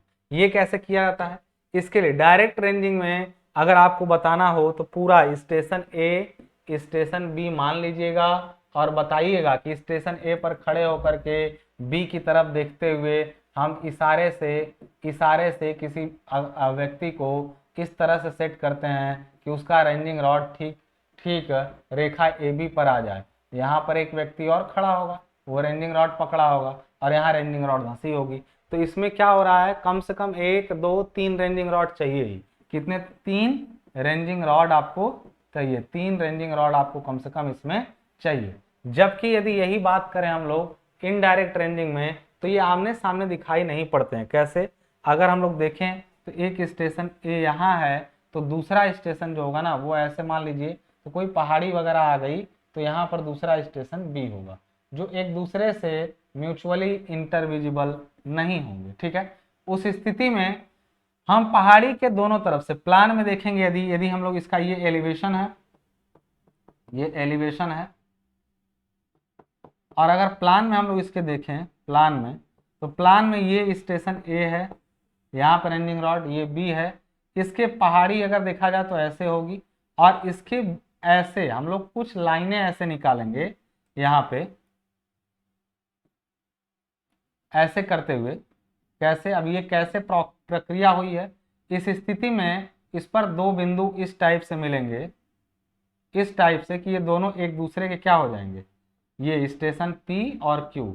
तो अगर P यहाँ पर हो इस टाइप से और Q यहाँ पर हो इस टाइप से, ये P है ये Q है, तो जब P इसके सीध में आ जाए, यानी QPA एक सीध में हो और PQB एक सीध में हो, तो माना जाएगा चारों एक सीध में है, रेंजिंग हो जाएगी। ये कैसे हुआ है मैं बता रहा हूं आपको कैसे हुआ है। अच्छा, एक पहाड़ी पर खड़े होकर के मान लीजिए आप आर पार नहीं देख पा रहे हैं, तो सपोज करिए इसी पहाड़ी पर आप खड़े हैं, मैं कहूँ ये ए है, ये बी है, तो ये पहाड़ी है, तो मैं कहूँगा एक पॉइंट सी लगाओ, एक पॉइंट सी लगाओ जो ए को भी देख ले और बी को भी देख ले। तो क्या ए बी सी एक सीध में होंगे? बिल्कुल जरूरी नहीं है, लेकिन मैं कहूंगा ऐसे दो पॉइंट ढूंढो, ऐसे दो पॉइंट ढूंढो कि यहाँ पे P हो यहाँ पे Q हो, P Q A एक सीध में हो, आप सॉरी Q P A एक सीध में हो और P Q B एक सीध में हो, उस स्थिति में चारों एक सीध में होंगे। यानी किसी भी पहाड़ी पर हम लोग पहाड़ी पर साइड से ऐसा चढ़ते हैं कि दो बिंदु, कैसे देखो, तुम अगर सोच रहे हो कि पी क्यू तो सर इधर भी हो सकते हैं, ठीक है बेटा, यहाँ पे रख लो P, यहाँ पे रख लो Q, तो चलो तुम एक पल के लिए ऐसा मानते हैं कि यहाँ पे P Q A एक सीध में हो जाएंगे, लेकिन यदि B यहाँ है तो क्या कभी भी P Q B एक सीध में होंगे? नहीं। और तभी ऐसा संभव है जब ये दोनों यहाँ पर शिफ्ट हो जाए, ताकि ये इसके सीध में ये इसके सीध में हो जाए। कैसे होगा? ऐसा सेट करेंगे दोनों को ऊंचाई पर कि ये हमको भी दोनों दिखाई दें और उधर से बी को भी दोनों दिखाई दें। तो ऐसी स्थिति को कहते हैं अन्योन्य आरेखन या फिर रेसिप्रोकल रेंजिंग। बात समझ में आ गई? क्लियर है ना पूरी बात? तो ये हुआ रेसिप्रोकल रेंजिंग, यानी डायरेक्ट भी रेंजिंग समझ लिए, इनडायरेक्ट रेंजिंग भी समझ लिए, इसी प्रक्रिया को लिखना है। अगला चैप्टर है कंपास, और कंपास में मुख्य बात क्या होती है मैं आपको एक चीज बता दूं। कंपास में मुख्य बात जान लीजिएगा कि आपको दो तीन चीजें समझनी है। पहला चीज कि कंपास में कुछ उपकरण होते हैं और उपकरण का नाम ही है कंपास। तो कंपास सर्वे में कंपास का प्रयोग करके हम रेखाओं की बियरिंग माप सकते हैं। अब बियरिंग क्या होती है? किसी रेखा की बियरिंग किसी फिक्स डायरेक्शन, यानी नॉर्थ से, नॉर्थ को फिक्स माना जाता है, वैसे आप अपनी इच्छा अनुसार किसी को भी मान सकते हैं। किसी फिक्स डायरेक्शन से किसी रेखा का झुकाव, किसी फिक्स डायरेक्शन से किसी रेखा का झुकाव उसकी बियरिंग कहलाता है। जैसे ये लाइन है ओ ए, इसकी बियरिंग नॉर्थ से लिए थीटा, इसी यही फिक्स डायरेक्शन है नॉर्थ ही। यदि कोई लाइन ओ बी है तो उसकी बियरिंग लेंगे थीटा टू, तो वो होगी थीटा टू। यानी किसी फिक्स डायरेक्शन से किसी संदर्भ यानी किसी रेफरेंस डायरेक्शन से किसी रेखा का झुकाव उसकी बियरिंग कहलाता है, ठीक है ना। और इस रेफरेंस डायरेक्शन को, इस नॉर्थ को हम लोग बोलते हैं मेरिडियन, मेरिडियन, और इस रेखा की इस थीटा वन थीटा टू को बोलते हैं हम लोग बियरिंग। यानी मेरिडियन क्या होता है? वह संदर्भ दिशा जिससे किसी रेखा का कोण मापा जाता है, मेरिडियन कहलाता है। ये तीन तरह का होता है। एक होता है ट्रू मेरिडियन यानी सत्यामोत्तर, एक होता है ट्रू मेरिडियन यानी सत्यामोत्तर, और दूसरा होता है मैग्नेटिक मेरिडियन यानी चुंबकीय यामोत्तर, मैग्नेटिक मेरिडियन यानी चुंबकीय यामोत्तर, और तीसरा होता है आर्बिट्रेरी यानी स्वैच्छिक यामोत्तर। आर्बिट्रेरी मेरिडियन मतलब स्वैच्छिक यामोत्तर। तीन तरह के इसमें क्या होते हैं? मेरिडियंस होते हैं, और ये ट्रू, मैग्नेटिक और आर्बिट्रेरी टाइप के होते हैं। इसी तरीके से बियरिंग भी होती हैं। यदि सत्य यामोत्तर यानी ट्रू मेरिडियन से लिया गया हो तो इसको ट्रू बियरिंग है। ट्रू मेरिडियन होता क्या है? पृथ्वी का ये गोला है दोस्त, और पृथ्वी पर कहीं भी खड़े होकर यदि नॉर्थ साउथ की तरफ देखने वाली लाइन को देखोगे ना, तो ये कहलाती है ट्रू मेरिडियन। ट्रू मेरिडियन कभी नहीं बदलता है, लेकिन पृथ्वी के अंदर हलचल के कारण पृथ्वी का मैग्नेट डिस्टर्ब रहता है, इसलिए कभी कभी नॉर्थ हल्का फुल्का दाएं बाएं हो जाता है। चुंबक को लटकाने पे चुंबक नॉर्थ दिशा दिखाता है, लेकिन हल्का फुल्का चुंबक में भटकाव हो जाता है, तो जो चुंबक द्वारा दिखाई गई उत्तर दिशा होती है, चुंबक जो उत्तर दिशा दिखाता है उस दिशा को हम लोग मैग्नेटिक नॉर्थ कहते हैं, जबकि सही सही जो सत्य है वो ट्रू मेरिडियन होता है। हो सकता है कभी कभी दोनों एक ही हो जाए, लेकिन ज्यादातर केस में ट्रू मेरिडियन थोड़ा सा अलग होता है मैग्नेटिक मेरिडियन से। ये चुंबक द्वारा दिखाई गई दिशा मैग्नेटिक मेरिडियन, और जो कभी ना बदलने वाली दिशा है, जो ज्योग्राफिकल डायरेक्शन है, उसको ट्रू मेरिडियन। आर्बिट्रेरी मेरिडियन वो मेरिडियन है जिसको अपनी इच्छा से आपने मान लिया कि यही हमारा मेरिडियन है, हम सारे कोण इसी दिशा से मापेंगे। तो ये तीन तरह के मेरिडियन हुए। तो ट्रू मेरिडियन से मापेंगे तो ट्रू बियरिंग आएगी, मैग्नेटिक मेरिडियन से मैग्नेटिक बियरिंग, और आर्बिट्रेरी मेरिडियन से आर्बिट्रेरी बियरिंग। तो तीनों बियरिंग की भी चर्चा यहाँ पे हो गई। ये कंपास से हम लोग ट्रू बियरिंग और मेरिडियन से नाप के हम लोग करेंगे क्या, ये चीज जान लीजिएगा कि कंपास सीधे दो रेखाओं के बीच, यदि मैं लिखूं ओ ए और ओ बी, तो ये कोण नहीं माप सकता है, इनके बीच का सीधा कोण ये नहीं बता सकता है। क्या करना पड़ेगा, इसमें हम लोग करेंगे, चुंबक लगा होता है ना, कंपास चुंबक मुख्य अंग है, और चुंबक से एक बार इसको नापेंगे, ये θ1 है, एक बार इसको नापेंगे, मान लो ये θ2 है, तो पूरे θ2 में से θ1 घटा दो तो आ जाएगा क्या, यहाँ पे θ आ जाएगा। तो यानी θ जो होगा वो कैसे निकला, इनके बीच का कोण, तो इनके अंतर से निकला। या बहुत सारे अन्य तरीके न्यूमेरिकल में हम लगा के बताए हैं कि किसी ट्रेवर्ज में कैसे इंटरनल एंगल फाइंड करते हैं। ठीक है, मैं मुख्य बात बता दूं आपको कि कंपास का यूज रेखाओं के बीच कोण मापने के लिए प्रयोग करते हैं। हालांकि ये डायरेक्टली कोण नहीं मापता है, ये दिशा मापता है, यानी नॉर्थ से उसका झुकाव मापता है, उसके आधार पर हम इनके बीच के कोण बता सकते हैं। ठीक है, तो लेकिन एक और मुख्य बात यहां जान लीजिएगा, बता लेंगे तो उनसे होगा क्या भैया, उन्हीं की मदद से आसानी हो जाएगी क्या, नक्शा बनाने में। जब भी हम नक्शे पर कोई लाइन खींचते हैं ए बी, और उसकी साइड मान लो हम लोग लिख दिए 60 मीटर,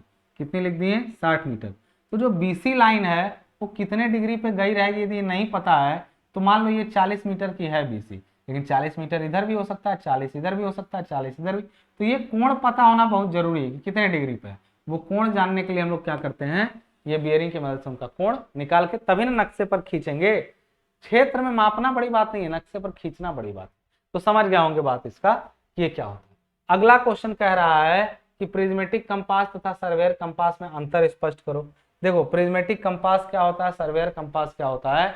तो प्रिज्मेटिक कंपास में देखो प्रिज्म लगी रहती है, और हम लोग प्रिज्मेटिक कंपास को ऐसे पकड़ते हैं ना, वैसे इसका स्ट्रक्चर इस टाइम नहीं समझाऊंगा, समझाया हुआ हूँ एक वीडियो में, चाहो तो देख सकते हो, लेकिन यहाँ पे समझ लो।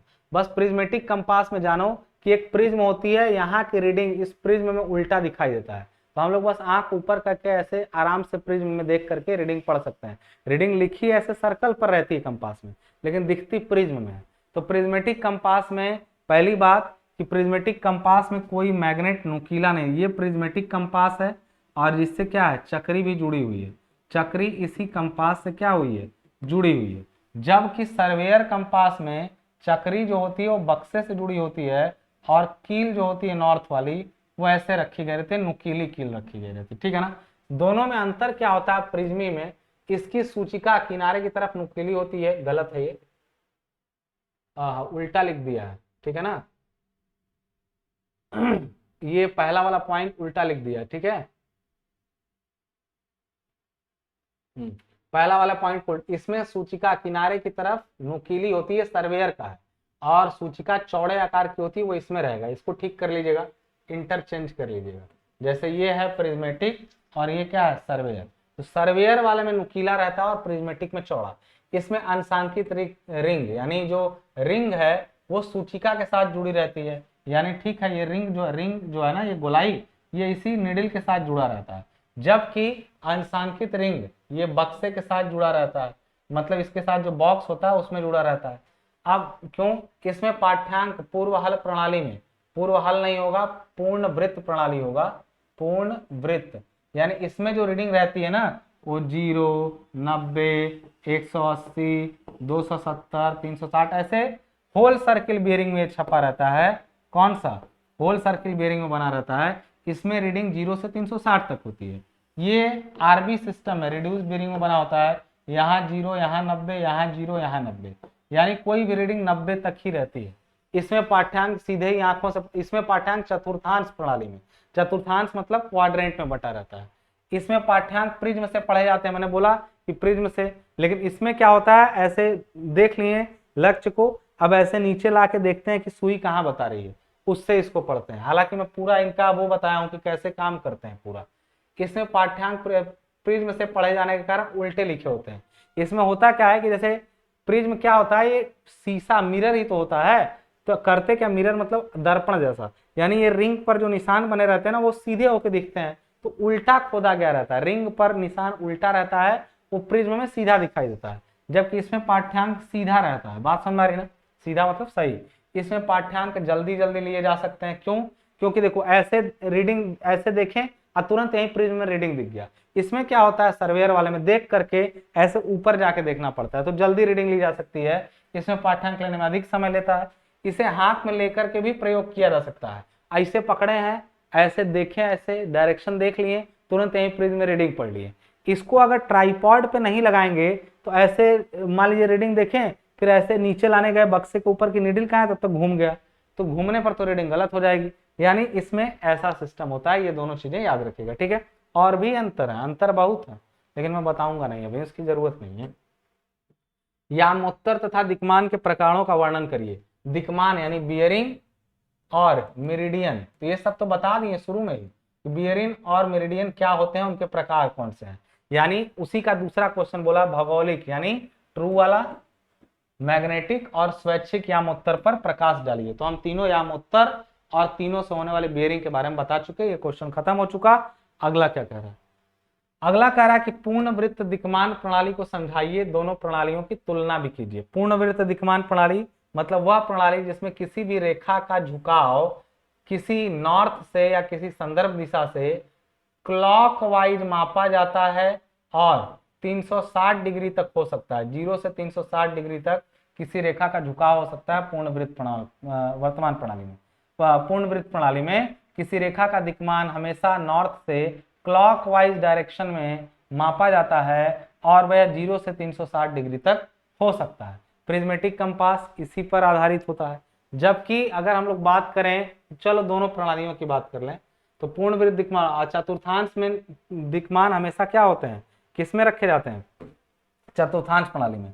उसमें जैसे अगर रखना हुआ आपको तो उसमें क्या होता है, रिंग इस टाइप से है, यहाँ पर अगर जैसे मान लो इसमें कोई लाइन यहाँ पे है तो इसकी बियरिंग क्या होगी, मान लो हम लिख दिए यहाँ पे 330 डिग्री, इसकी बियरिंग क्या है भाई 330। क्यों, पूरा 360 घूमने ही वाला था, थोड़ा बच गया, कितना बच गया 30 डिग्री, तो इधर से पूरा कितना गया 330 डिग्री, तो 330 डिग्री इसका दिक्मान हुआ।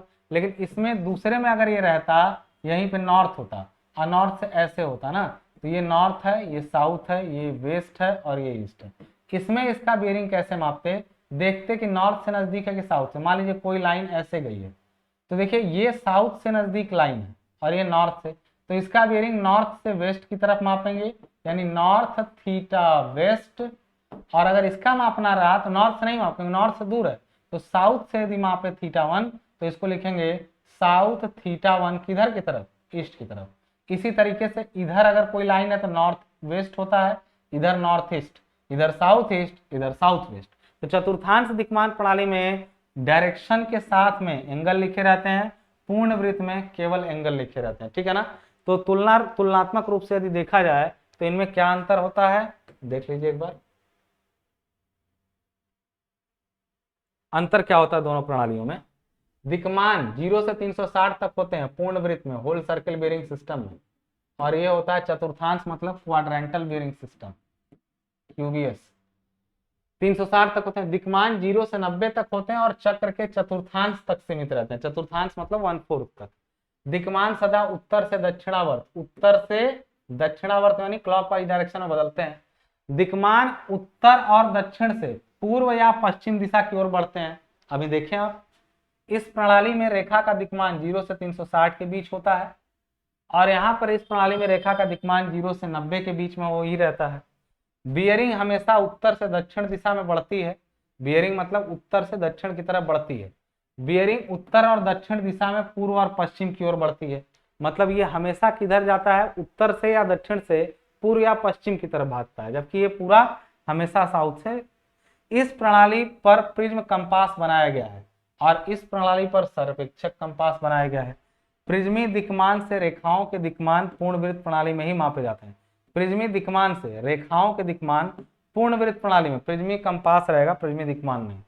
इस पद्धति पर सर्वेक्षक दिक्मान दिक्सूचक होगा, कंपास दिक्सूचक। इस पद्धति पर सर्वेक्षक दिक्सूचक का निर्माण हुआ है। इसका सरल प्रेक्षण है, इसमें WC में 0 से 360 तक माप लो पट से।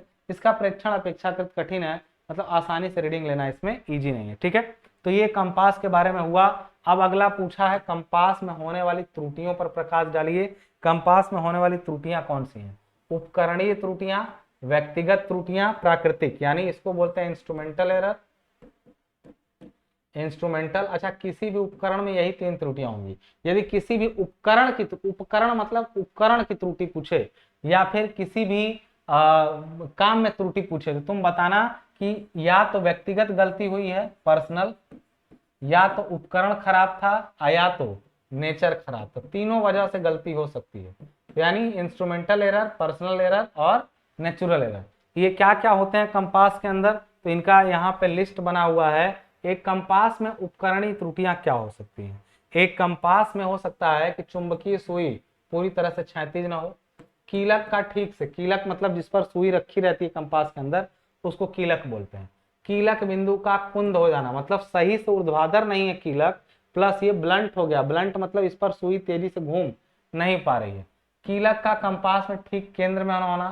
दर्शा व दृश्य वेदिकाओं, दर्शा मतलब जिससे देखते हैं, आई वेन और ऑब्जेक्ट वेन जिनसे साधते हैं, वेदिकाओं को ठीक ऊर्ध्वाधर ना होना, ठीक है ना, मतलब ठीक से वर्टिकल नहीं है। दृष्टि रेखा अंशांकित चक्री के ठीक केंद्र से न मिलना, यानी ये अंशांकित चक्री है तो दृष्टि रेखा पता चला ऐसे जा रही है, इसके केंद्र से होके जाना चाहिए ना, तो ऐसे बाहर से जा रही, ठीक केंद्र से न मिलना। और ये सब थी उपकरण की त्रुटियां। अब व्यक्तिगत रूप से क्या होता है, व्यक्तिगत रूप से हो सकता है कि दिक्सूचक का केंद्रण परिशुद्धता न करना, जहां रखना चाहिए बिल्कुल उस केंद्र पे नहीं रखें दिक्सूचक को। पाठ्यांकों को ठीक ठीक न पढ़ना व्यक्तिगत त्रुटि है। पाठ्यांकों को गलत कॉलम में दर्ज कर दिए, कॉलम बनाया था कि ये है, उसका रीडिंग गलत भर दिए। कंपास बक्से का पूर्णतः क्षैतिज न होना, बक्सा सीधा नहीं है कंपास जिससे माप रहे हैं। लक्ष्य वेधन शुद्ध न होना, यानी ठीक तरीके से कोई रीडिंग लेने वाला नहीं है। प्राकृतिक कारण से क्या त्रुटियां हो सकती हैं, प्राकृतिक कारण से सर्वेक्षण स्टेशनों के पास लोहे की कोई चीज होगी ना, तो कंपास में लगा हुआ चुंबक डिस्टर्ब हो जाता है, उससे रीडिंग गड़बड़ होती है और उसको कहते हैं स्थानीय आकर्षण का प्रभाव। स्थानीय आकर्षण एक तरीका है जिससे चुंबक डिस्टर्ब होता है, तो समझ गए। समय के समय पर होने वाली चुंबकीय दिक्पात में परिवर्तनों का कारण, चुंबकीय दिक्पात मतलब होता है मैग्नेटिक डिक्लिनेशन, अभी बात होगी, ठीक है ना। अगला क्वेश्चन पूछा हम लोगों से कि प्रिज्मीय दिक्सूचक के विभिन्न भागों का वर्णन करिए। एक प्रिज्मीय दिक्सूचक में बक्सा होता है, रिंग होती है, चौड़ी निडिल होती है, उसके साथ में आई वेन, ऑब्जेक्ट वेन, तमाम चीजें। यानी सर्वेक्षण कंपास और प्रिज्मी कंपास दो कंपास होते हैं। यहाँ पूछा प्रिज्मी दिक्सूचक के विभिन्न भाग, सर्वेक्षण के विभिन्न भाग कौन कौन से हैं। सर्वेक्षक कंपास में क्या क्या होता है उसको देख लीजिए, फिर प्रिज्मिक का बता रहा है। कीलक होता है, यानी बीच में पिवेट होता है, जो बक्से के अंदर एक कील होती है जिस पर निडिल रखी जाती है, उसको पिवेट बोलते हैं। अंशाकित रिंग मतलब रिंग होती है जिस पर रीडिंग लिखा रहता है। चुंबकीय सूचिका मतलब कीलक के ऊपर रखने वाली मैग्नेटिक निडिल। बियरिंग मतलब होता है यहाँ पे इसी पर बियरिंग लगी रहती है ताकि आसानी से घूम पाए। कांच का ढक्कन मतलब कंपास जो है कांच के ढक्कन से बंद रहता है। अलौह धातुओं का बक्सा, यानी एक बक्सा होता है जो पीतल का, अलौह मतलब बिना लोहे वाली। उत्थापक लीवर क्या होता है, जब भी किसी कंपास को बहुत दिनों से रखे हैं, उठाकर काम करने जा रहे हैं, तो लीवर को 2-3 बार दबा दीजिए, उससे सुई फ्री होके घूमने लगेगी। उत्थापक पिन, लीवर जो उत्थापक लीवर भी होता है, लिफ्टिंग लीवर और लिफ्टिंग पिन। लिफ्टिंग पिन से या ब्रेक पिन भी इसको बोलते हैं, इसको ब्रेक पिन भी बोलते हैं। ब्रेक पिन से ना, ऐसा मान लीजिए इधर उधर घूम रहे तो सुई तो नॉर्थ में रहेगी, लेकिन हम कभी इधर जा रहे हैं कभी इधर, तो सुई नॉर्थ में रहने की वजह से हम कहीं भी जाएं इसमें एक घिसाव होता है, तो उस घिसाव की वजह से हम लोग उत्थापक पिन का यूज करते हैं कि ब्रेक पिन दबा दो, मूवमेंट बंद हो जाएगी। वस्तु वेदिका मतलब होता है ऑब्जेक्ट वेन, यानी ये आई वेन है, ये ऑब्जेक्ट वेन है, इन्हीं से देख करके बनाया जाता है। आई वेन हमारे आंख के पास और इधर होता है ऑब्जेक्ट वेन। राइडर मतलब बैलेंस करने के लिए। इतनी ही चीजें प्रिज्मेटिक कंपास में भी होती हैं, बस इसके साथ में प्रिज्म भी लगा रहता है जिससे रीडिंग हमको सीधा दिखाई देता है और क्लियर होता है। तो एक चीज जान लें, एक डायग्राम देख लें एक कंपास का, इसमें पूरा बताया गया है एक एक चीज के बारे में कि क्या क्या होता है, ठीक है ना, उसमें क्या क्या चीजें होती हैं सब बताई गई हैं। अंशाकित रिंग होता है, चुंबकीय सूचिका, एगेट टोपी, ये टोपी है, टीपी नहीं टोपी। राइडर होता है, ट्राइपॉड होता है, ये सारी चीजें होती हैं उसके अंदर। अब बात करते हैं हम लोग किसकी, पूछा हम लोगों से सबसे पहले चुंबकीय नमन से आप क्या समझते हैं। देखो दोस्त, हिंदी में लिखेगा चुंबकीय नमन, और इसके दो मतलब होते हैं, एक होता है मैग्नेटिक डिक्लिनेशन और दूसरा जो मतलब होता है वो मैग्नेटिक डिप। दो चीजें होती हैं, मैग्नेटिक डिप, और दोनों का हिंदी मतलब चुंबकीय नमन ही होता है। मान लीजिए आप पृथ्वी पर खड़े हैं और यहाँ पे आप देख रहे हैं, आपका क्या बोले, ये नॉर्थ है, कौन सा नॉर्थ, ट्रू नॉर्थ है, लेकिन चुंबक में डिस्टर्बेंस, पृथ्वी के चुंबक में डिस्टर्बेंस के कारण इसका ये कुछ भटक गया है, तो मैग्नेटिक नॉर्थ यानी जो मैग्नेटिक निडिल कंपास की दिखाएगी वो थोड़ा भटका हुआ दिखाएगी। तो मैग्नेटिक निडिल का अपने ट्रू नॉर्थ से दाएं बाएं घूमना मैग्नेटिक डिक्लिनेशन कहलाता है। यानी भौगोलिक याम उत्तर तो यहाँ है, लेकिन सत्य यामोत्तर कहीं और क्या हुआ है, चुंबकीय यामोत्तर जो है वो देखिए यहाँ पे ये कहीं घूम गया, ये ट्रू मेरिडियन है और ये क्या है, मैग्नेटिक मेरिडियन है। मैग्नेटिक मेरिडियन कभी इधर ट्रू मेरिडियन चला जाता है, कभी इधर। मैग्नेटिक मेरिडियन से दाएं या बाएं खिसकने पर जो इसमें त्रुटियां आती हैं वो, अब चलिए त्रुटियों के बारे में भी बात नहीं करेंगे। मतलब मैग्नेटिक मेरिडियन से ट्रू मेरिडियन का जो झुकाव होता है उसी को हम लोग मैग्नेटिक डेक्लिनेशन बोलते हैं, उसी को क्या बोलते हैं, मैग्नेटिक डेक्लिनेशन बोलते हैं। ठीक है, तो यहाँ पर आप लोगों ने समझ लिया। अब चुंबकीय नमन क्या होता है, नमन मतलब होता है ना, तो इंग्लिश जरूर पढ़ लेना, दोनों का हिंदी एक ही रहता है जनरली। तो एक चीज जान लो, अगर तुम पृथ्वी पर यहाँ खड़े हो, इस जगह पे तुम खड़े हो पृथ्वी पर, यहाँ तुम्हारे हाथ में एक कंपास है और कंपास में एक नीडल है जो उधर की तरफ देख रही है, यहाँ है नॉर्थ, यहाँ है साउथ। जैसे जैसे तुम नॉर्थ की तरफ बढ़ते हो ये नीडल ऐसे होती जाती है, ये नीडल का सिरा ऐसे नीचे झुकता जाता है और नॉर्थ पर जाके बिल्कुल नीडल क्या होती है, खड़ी हो जाती है, मतलब ऐसे बिल्कुल सीधा हो जाएगा, ऐसे बिल्कुल सीधा हो जाएगा, कहाँ जाकर के, नॉर्थ पर। तो मैग्नेटिक नीडल में मैग्नेटिक डिप में क्या होता है, डिप मतलब ये हो रहा है डिप, यानी एक संतुलित सूचिका का पृथ्वी के चुंबकीय प्रभाव के कारण क्षैतिज से झुकाव नमन, क्षैतिज से मतलब ये क्षैतिज था, क्षैतिज से झुकने लगा, और जैसे जैसे क्षैतिज से झुकेगा इसके झुकाव को हम लोग नमन कहते हैं। तो कंपास की सुई नमन के कारण ध्रुवों के पास जाने पर झुक जाती है, जबकि मैग्नेटिक डेक्लिनेशन में वर्टिकली ऐसे नहीं झुका था बल्कि दाएं बाएं डिस्टर्ब हो गया था, वो भी उसकी वजह से, तो उसको बोलते हैं मैग्नेटिक डेक्लिनेशन, इसको बोलते हैं मैग्नेटिक डिप। अगला चैप्टर जो आपका है वो है लेवलिंग। तो आइए अब लेवलिंग देखते हैं। ठीक है, अब लेवलिंग में पहला क्वेश्चन क्या है वो देख लेते हैं। ठीक है, पहले पूछा है सबसे पहले कि लेवलिंग का अर्थ एवं उद्देश्य लिखिए। मैं एक चीज बता दूं आपको, कुछ बेसिक बातें। पहली बात कि लेवलिंग का मतलब होता है किसी भी जगह की ऊंचाई किसी दूसरे के रेस्पेक्ट में बताना। कोई स्थान कितना ऊंचा है ये कैसे बताएंगे, मान लीजिए हमने बोला कि ये 100 मीटर ऊंचाई पे है, किससे 100 मीटर, किसी से 1 मीटर होगा, किसी से 2 मीटर, किसी से 100 मीटर। तो किसी एक स्थान की ऊंचाई दूसरे के रेस्पेक्ट में बताने को हम लोग क्या कहते हैं, लेवलिंग कहते हैं, तलेक्षण कहते हैं। तलों के अंतर को ज्ञात करना तलेक्षण कहलाता है। ठीक है, इसको करने के लिए कई तरीके हैं, जैसे इस जगह की ऊंचाई और इस जगह की ऊंचाई दोनों यदि पता हो तो दोनों के अंतर से निकाल सकते हैं। यदि मान लेते हैं कि ये 99 है और ये 100 है तो तलों का अंतर 1 मीटर हुआ। यदि ये 90 है और वो 100 है तो, यदि ये 90 है और वो 100 है तो 10 मीटर हुआ। यानी दोनों के तलों के बीच अंतर निकाल लेंगे तो उसको तलांतर यानी तलेक्षण कहते हैं। और तलेक्षण में अंतर निकालने के कई तरीके हैं, जैसे तलेक्षण की विधियों की यदि बात करें हम लोग कैसे अंतर निकाला जा सकता है, तो इसको निकालने के लिए या तो आप बैरोमेट्रिक मेथड का यूज कर सकते हैं, बैरोमेट्री यानी यहां पर वायुमंडलीय दाब माप लेंगे और यहां पर वायुमंडलीय दाब माप लेंगे। दोनों जगह के वायुमंडलीय दाबों में अंतर होगा क्योंकि ऊपर चढ़ने पर वायुमंडलीय दाब घटता है, उस आधार पर निकाल लेंगे। या फिर हाइप्सोमेट्री, तलेक्षण की जो विधियां हैं, मतलब लेवलिंग के जो बेसिक मेथड है, हाइप्सोमेट्री क्या होता है, हाइप्सोमेट्री में हम लोग पानी के बॉइलिंग पॉइंट नापते हैं। यहाँ पर पानी का बॉइलिंग पॉइंट ज्यादा होगा, यहाँ पर कम होगा। क्यों, पहाड़ों पे चढ़ने पर क्या होता है, जो क्वथनांक होता है यानी बॉइलिंग पॉइंट होता है वो घटने लगता है। तो बॉइलिंग पॉइंट जहाँ ज्यादा होगा वो नीचे है, जैसे दिल्ली में बॉइलिंग पॉइंट ज्यादा होगा, शिमला में चलेंगे जाएंगे दिल्ली बॉइलिंग पॉइंट कम होगा। तो यानी ये हाइप्सोमेट्री मेथड में बॉइलिंग पॉइंट पर बेस्ड है। बैरोमेट्री मेथड एटमॉस्फेरिक प्रेशर यानी वायुमंडलीय दाब के आधार पर है। तीसरा ट्रिग्नोमेट्री हुआ, ट्रिग्नोमेट्री यानी यहां से इसकी दूरी माप लीजिए, डिस्टेंस, और इससे इसका एंगल माप लीजिए तो उससे निकाल देंगे। तो ट्रिग्नोमेट्री यानी दूरी और एंगल मालूम हो तो ऊंचाई पता चल सकती है, तो इसको कहते हैं ट्रिग्नोमेट्री। और इसी तरीके से चौथा होता है स्प्रिट लेवलिंग। स्प्रिट लेवलिंग या इसको हम लोग बोलते हैं, इस स्प्रिट लेवलिंग को ही बोलते हैं डायरेक्ट लेवलिंग। डायरेक्ट लेवलिंग क्यों, क्योंकि असल में लेवलिंग, देखिए बैरोमेट्री मतलब नाप तो एटमॉस्फेरिक प्रेशर रहे हैं, तो उसके इनडायरेक्ट तरीके से आ रहा है क्या, ऊंचाई नाप रहे हैं हम लोग, पानी का बॉइलिंग पॉइंट आ रहा है ऊंचाई, तो ये सब अप्रत्यक्ष तरीका है, इनडायरेक्ट है।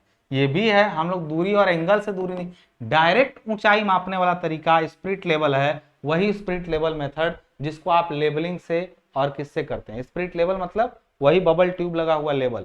ये 4 मेथड लेवलिंग के होते हैं। मुख्य सिद्धांत क्या है लेवलिंग के, तो एक चीज जान लीजिए, तलेक्षण सर्वे की वह शाखा है जिसके अंतर्गत हम बिंदुओं पर स्थित विभिन्न बिंदुओं की उच्चता किसी संदर्भ तल से ज्ञात करते हैं। लेवलिंग में प्रमुख मापें ऊर्ध्वाधर तल में ली जाती हैं, वर्टिकल। तलेक्षण का मुख्य उद्देश्य समोच्च नक्शा तैयार करना होता है। समोच्च क्या होता है ये अगले सेमेस्टर में आपको पता चलेगा, ठीक है। हाँ, जिससे क्षेत्र की उबड़ खाबड़ता का पता लगता है। इस नक्शे की सहायता से निर्माण कार्य के लिए आवश्यक खुदाई कार्य, ये भी अगले सेमेस्टर में पता चलेगा। देखिए लेवलिंग का जो यूज होता है ना, वो यूज समझने के लिए आपको अगला सेमेस्टर यानी सर्वे सेकंड और एस्टिमेटिंग एंड कॉस्टिंग है फाइनल सेमेस्टर में, इन दोनों को पढ़ना पड़ेगा, तभी पता चलेगा। जलाशय की गणना की जाती तथा बांध के लिए उपयुक्त स्थान पर, ये सब बेटा एप्लीकेशन ऑफ लेवलिंग है। इसको लिए थोड़ा सा अगले सेमेस्टर का वेट करना पड़ेगा। अभी बस ये जान लेंगे कि कैसे निकालते हैं, ठीक है ना। और ये निकालने पर न्यूमेरिकल हर बार एग्जाम में फिक्स है। मैं फिर से कह रहा हूं, न्यूमेरिकल की वीडियो जो है वो डिस्क्रिप्शन बॉक्स में लिंक है, उसको जरूर देख के जाना। उसमें से 1-2 न्यूमेरिकल जरूर उस टाइप का आना है। अब एकदम पेपर का पैटर्न नहीं बदला तो, नहीं तो हर बार का फिक्स होता है वो, ठीक है। लेवलिंग का न्यूमेरिकल हर बार फिक्स है। अब बात कर रहा है निम्नलिखित प्रकार के तलेक्षणों को संक्षेप में समझाइए। देखो तलेक्षण तुम फाइनली करोगे, जो देखिए जो अभी पढ़े हैं ना, ये जो है ना तलेक्षण का, ये जो चारों मेथड पढ़े हैं वो एक तरह से क्या है, ये हम लोग कह सकते हैं बेसिक है। तो तलेक्षण का बेसिक मेथड है, मतलब जो बेस मॉडल है, और उसी की मदद से हम लोग आगे तलेक्षण यानी स्पिरिट लेवल के कई तरीके से स्पिरिट लेवल परफॉर्म कर सकते हैं। यानी अगर हम लोग तलेक्षण का वर्गीकरण किए हैं बेस्ड ऑन टेक्निक यूज्ड, मतलब कौन सी टेक्निक का यूज करने, मतलब प्रयुक्त तकनीक के आधार पर तलेक्षण 4 प्रकार के हो सकते हैं। प्रयोग किए गए तकनीक के आधार पर तलेक्षण 4 तरह के हो सकते हैं। लेकिन मान लीजिए उद्देश्यों के आधार पे बेस्ड ऑन ऑब्जेक्ट तलेक्षण होता है। उड़न तलेक्षण है, जांच तलेक्षण, अनुप्रस्थ तलेक्षण, ये सब अलग अलग है। उड़न तलेक्षण क्या होता है, एक चीज जान लो, जब भी हम लोग सर्वे करते हैं ना, तो हम लोग किसी बिंदु की ऊंचाई निकाले और ऊंचाई को निकलते हुए कई जगहों पर पहुंचते हैं, ठीक है। यहां की ऊंचाई पता है तो यहाँ की निकल जाएगी, यहाँ की निकल जाएगी, यहाँ की निकल जाएगी।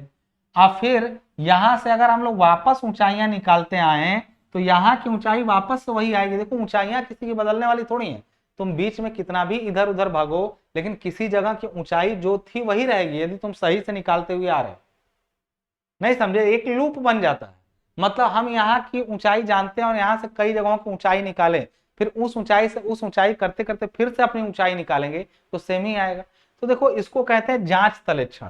यदि हम कई बिंदुओं की ऊंचाई निकाले हैं तो हम काम सही किए होंगे। तो यदि हम वापस से बड़ी तेजी से आए, वापस से अपनी ऊंचाई चेक करें, तेजी से मतलब बड़ी तेजी से वापस को लूप को क्लोज करें, तो इसको कहते हैं जांच तलेक्षण। जांच तलेक्षण क्या होता है, यदि हम किसी बिंदु के संदर्भ में किसी अन्य बिंदु की ऊंचाई ज्ञात करते हैं, अन्य बिंदुओं की ऊंचाई ज्ञात करते हैं, तो ये जांच के लिए कि सर्वे कार्य ठीक हुआ है कि नहीं, इसके लिए वापस से उसी स्थान पर हम वापस लेवलिंग करते हुए लौटते हैं। हमारे प्रारंभ बिंदु का ऊंचाई वही होना चाहिए जो प्रारंभ में था। यदि ऐसा नहीं है तो हम लोग सर्वेक्षण कार्य में त्रुटि एक सीमा से अधिक हो रही है तो इसको फिर से करना पड़ेगा। थोड़ा बहुत त्रुटि चलेगा, लेकिन एक सीमा से अधिक त्रुटि होने पर फिर से तलेक्षण को हमको करना पड़ेगा। इस क्रिया को जांच तलेक्षण कहते हैं। जांच तलेक्षण करते समय हम लोग यदि वापस आने के लिए तेज रास्ता ढूंढते हैं, यहां तो कई जगहों की ऊंचाई निकालनी थी, लेकिन वापस आने के लिए तेज रास्ता ढूंढना पड़ता है, जिसके लिए हम शॉर्टकट ढूंढते हैं। और शॉर्टकट के लिए हम लोग हवाई जहाज से एक सरल रास्ता ढूंढते हैं और उस तलेक्षण को उड़न तलेक्षण यानी फिर फ्लाई लेवलिंग कहते हैं। फ्लाई मतलब क्या होता है, जंप कर करके फ्लाई कर करके तेजी से स्टेशन पॉइंट पर पहुंचना। किसी 2 स्टेशनों के मध्य में सबसे कम दूरी का रास्ता ढूंढना ताकि उनके बीच में लेवलिंग जल्दी से जल्दी हो पाए। यदि यह काम हवाई जहाज से किया जाता है तो इसको उड़न तलेक्षण कहते हैं। अनुप्रस्थ तलेक्षण क्या होता है, जब भी कोई रेलवे लाइन बिछाई जाती है या कोई सीवर लाइन या फिर पाइप लाइन, तो उसके अगल बगल के क्षेत्रों का अवलोकन किया जाता है कि उसके अगल नहर बनाते समय खास करके कि अगल बगल के कितने क्षेत्र जो हैं अगल बगल के कितने क्षेत्र उससे लाभान्वित होंगे। लाभान्वित का मतलब होता है कि अनुप्रस्थ मतलब क्रॉस डायरेक्शन में किसी नहर या फिर रेलवे लाइन के अगल बगल के क्षेत्रों की जानकारी के लिए हम लोग अनुप्रस्थ तलेक्षण करते हैं, यानी क्रॉस लेवलिंग करते हैं। ठीक है, तो ये तीनों की परिभाषा। इसी तरह अनुदैर्ध्य लेवलिंग क्या होता है, किसी नहर पाइपलाइन को बिछाने के लिए या फिर रेलवे लाइन को बिछाने के लिए लंबाई की दिशा में किया गया तलेक्षण उनका अनुदैर्ध्य तलेक्षण कहलाता है। परिशुद्ध तलेक्षण वह तलेक्षण होता है जिसमें हर माप बहुत ही परिशुद्धता से ली जाती है। इसमें स्टाफ यूज करते समय इनवार स्टाफ का यूज किया जाता है, और इसमें जो गणनाएं होती हैं परिशुद्धता से ली जाती हैं, पृथ्वी को वक्र मानते हुए काम किया जाता है, उसको परिशुद्ध तलेक्षण कहते हैं। इसका प्रयोग ट्रिग्नोमेट्रिकल सर्वेइंग में कहते हैं, यानी इसको जो जियोडेटिक सर्वे जिसको बोलते हैं, इसका प्रयोग जियोडेटिक सर्वे में करते हैं।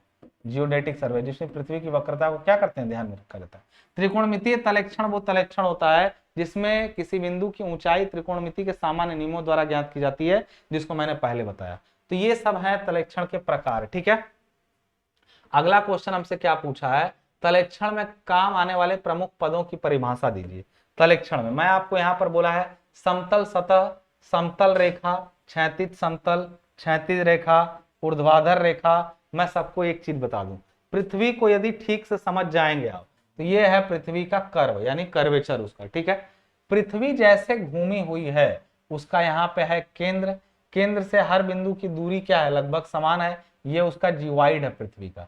यदि आप यहाँ पर देखें तो पृथ्वी के गोलाब के पैरेलल यदि कोई लाइन जा रही है तो इसको कहते हैं हम लोग लेवल लाइन। इसको क्या कहते हैं हम लोग, लेवल लाइन। ठीक है ना, एक चीज जान लीजिए अच्छे तरीके से कि अगर हम लोग टेलीस्कोप से ऐसे खड़े होकर के अपना देखें इससे लेवल से, तो हम लोग ऐसे देखते हैं। एक चीज जान लीजिए, ये रेखा जो टेलीस्कोप से निकलती है उसको हॉरिजॉन्टल लाइन, वो हॉरिजॉन्टल होती है, हॉरिजॉन्टल मतलब क्षैतिज रेखा होती है, हॉरिजॉन्टल लाइन ये है। और ये जो डॉटेड वाली गई है उसको कहते हैं हम लोग क्या, लेवल लाइन कहते हैं। बात समझ में आ रही, तो लेवल लाइन और हॉरिजॉन्टल लाइन में डिफरेंस समझ में आया। और ऐसी रेखा जो इस टाइप से हो, जो लेवल लाइन पर हर जगह क्या हो, परपेंडिकुलर हो, यानी हर जगह लेवल लाइन पर परपेंडिकुलर रेखा को वर्टिकल रेखा, इसको वर्टिकल लाइन या प्लम बॉब लाइन कहते हैं। अगर साहुल को लटकाएंगे ना तो पृथ्वी के केंद्र की तरफ देखने लगेगा, ये प्लम बॉब लाइन है। या फिर आप क्या सोच रहे हैं, यहां से यहां खड़े होकर लटकाएंगे तो यहां नीचे जाएगा। साहुल यानी जो प्लम बॉब होता है वो हमेशा पृथ्वी के केंद्र की तरफ देखता रहता है। तो वर्टिकल लाइन वो लाइन होती है, अगर आपसे पूछे कि क्या ये हॉरिजॉन्टल लाइन के परपेंडिकुलर है, देखिए ये हॉरिजॉन्टल के परपेंडिकुलर नहीं होगी। जो वर्टिकल रेखा होती है, वर्टिकल लाइन, वो वास्तव में लेवल लाइन के परपेंडिकुलर होती है, इस चीज का ध्यान रखिएगा। तो लेवल लाइन क्या होता है समझ गए, पृथ्वी के कर्वेचर के अनुरूप या उसके पैरेलल कोई सतह है या कोई रेखा है तो उसको लेवल लाइन या समतल लाइन कहेंगे। यदि पृथ्वी के सतह पर कोई स्पर्श रेखा है, ये पृथ्वी के ये जो सतह है इस पर एक स्पर्श रेखा खींची गई है, ये टेंजेंट जो खींचा गया है वो क्षैतिज रेखा या हॉरिजॉन्टल लाइन होता है। समतल रेखा पर परपेंडिकुलर लाइन या साहुल द्वारा दिखाई गई जो रेखा होती है वो ऊर्ध्वाधर रेखा या वर्टिकल लाइन होती है। क्लियर है बात, ये सभी को क्लियर। तो यहां तक हुआ 3-4 चीजों की बात यहां पर हमने कर लिया, क्षैतिज रेखा, ऊर्ध्वाधर रेखा, समतल रेखा, ये सब कर लिया। ऊर्ध्वाधर समतल, ऊर्ध्वाधर रेखा जिस समतल में होती है उसको ऊर्ध्वाधर समतल, एक रेखा है तो किसी न किसी प्लेन में होगी, उसको वर्टिकल प्लेन। ऊर्ध्वाधर कोण क्या होता है, जब भी हम लोग किसी यहां से हम लोग देख रहे हैं, ठीक है ना, यहां से हम लोग किसी लेवल से हम मान लो ऐसे देख रहे हैं, ठीक है, और हम लोग इसको देखते हुए ऐसे दूरबीन से देख रहे हैं और ऊपर ऐसे झुके, तो जब झुकते हैं तो इस झुकाव को हम लोग बोलते हैं ऊर्ध्वाधर कोण।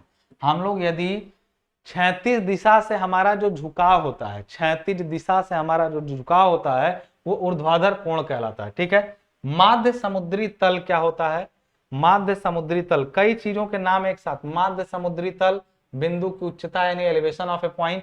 अब मैं कुछ चीजों को एक साथ समझाऊंगा, यहां पर तो आपने इन चीजों को समझा, अब हम लोग समझेंगे एक चीज। मान लीजिए कोई पॉइंट यहां पर है जिसका ऊंचाई निकालना है, एक पॉइंट ऐसा है जिसकी ऊंचाई हमको पहले से पता है, इसकी ऊंचाई मान लेते हैं कुछ है, तो जिसकी ऊंचाई को हम लोग फिक्स मान के, देखिए हर जगह पे एक चीज होती है बेंचमार्क। देखिए हम लोग कुछ नाम लिखेंगे, उनको क्लियर करेंगे, इसको बोलते हैं हम लोग बेंच मार्क, ठीक है ना। एक चीज होता है बेंचमार्क के साथ में आरएल, एक चीज होती है आपका रीडिंग्स, तीन टाइप की होती हैं रीडिंग्स तीन होती हैं। एक बैक साइट होता है, बैक साइट, एक होता है इंटरमीडिएट साइट, एक होता है फोर साइट।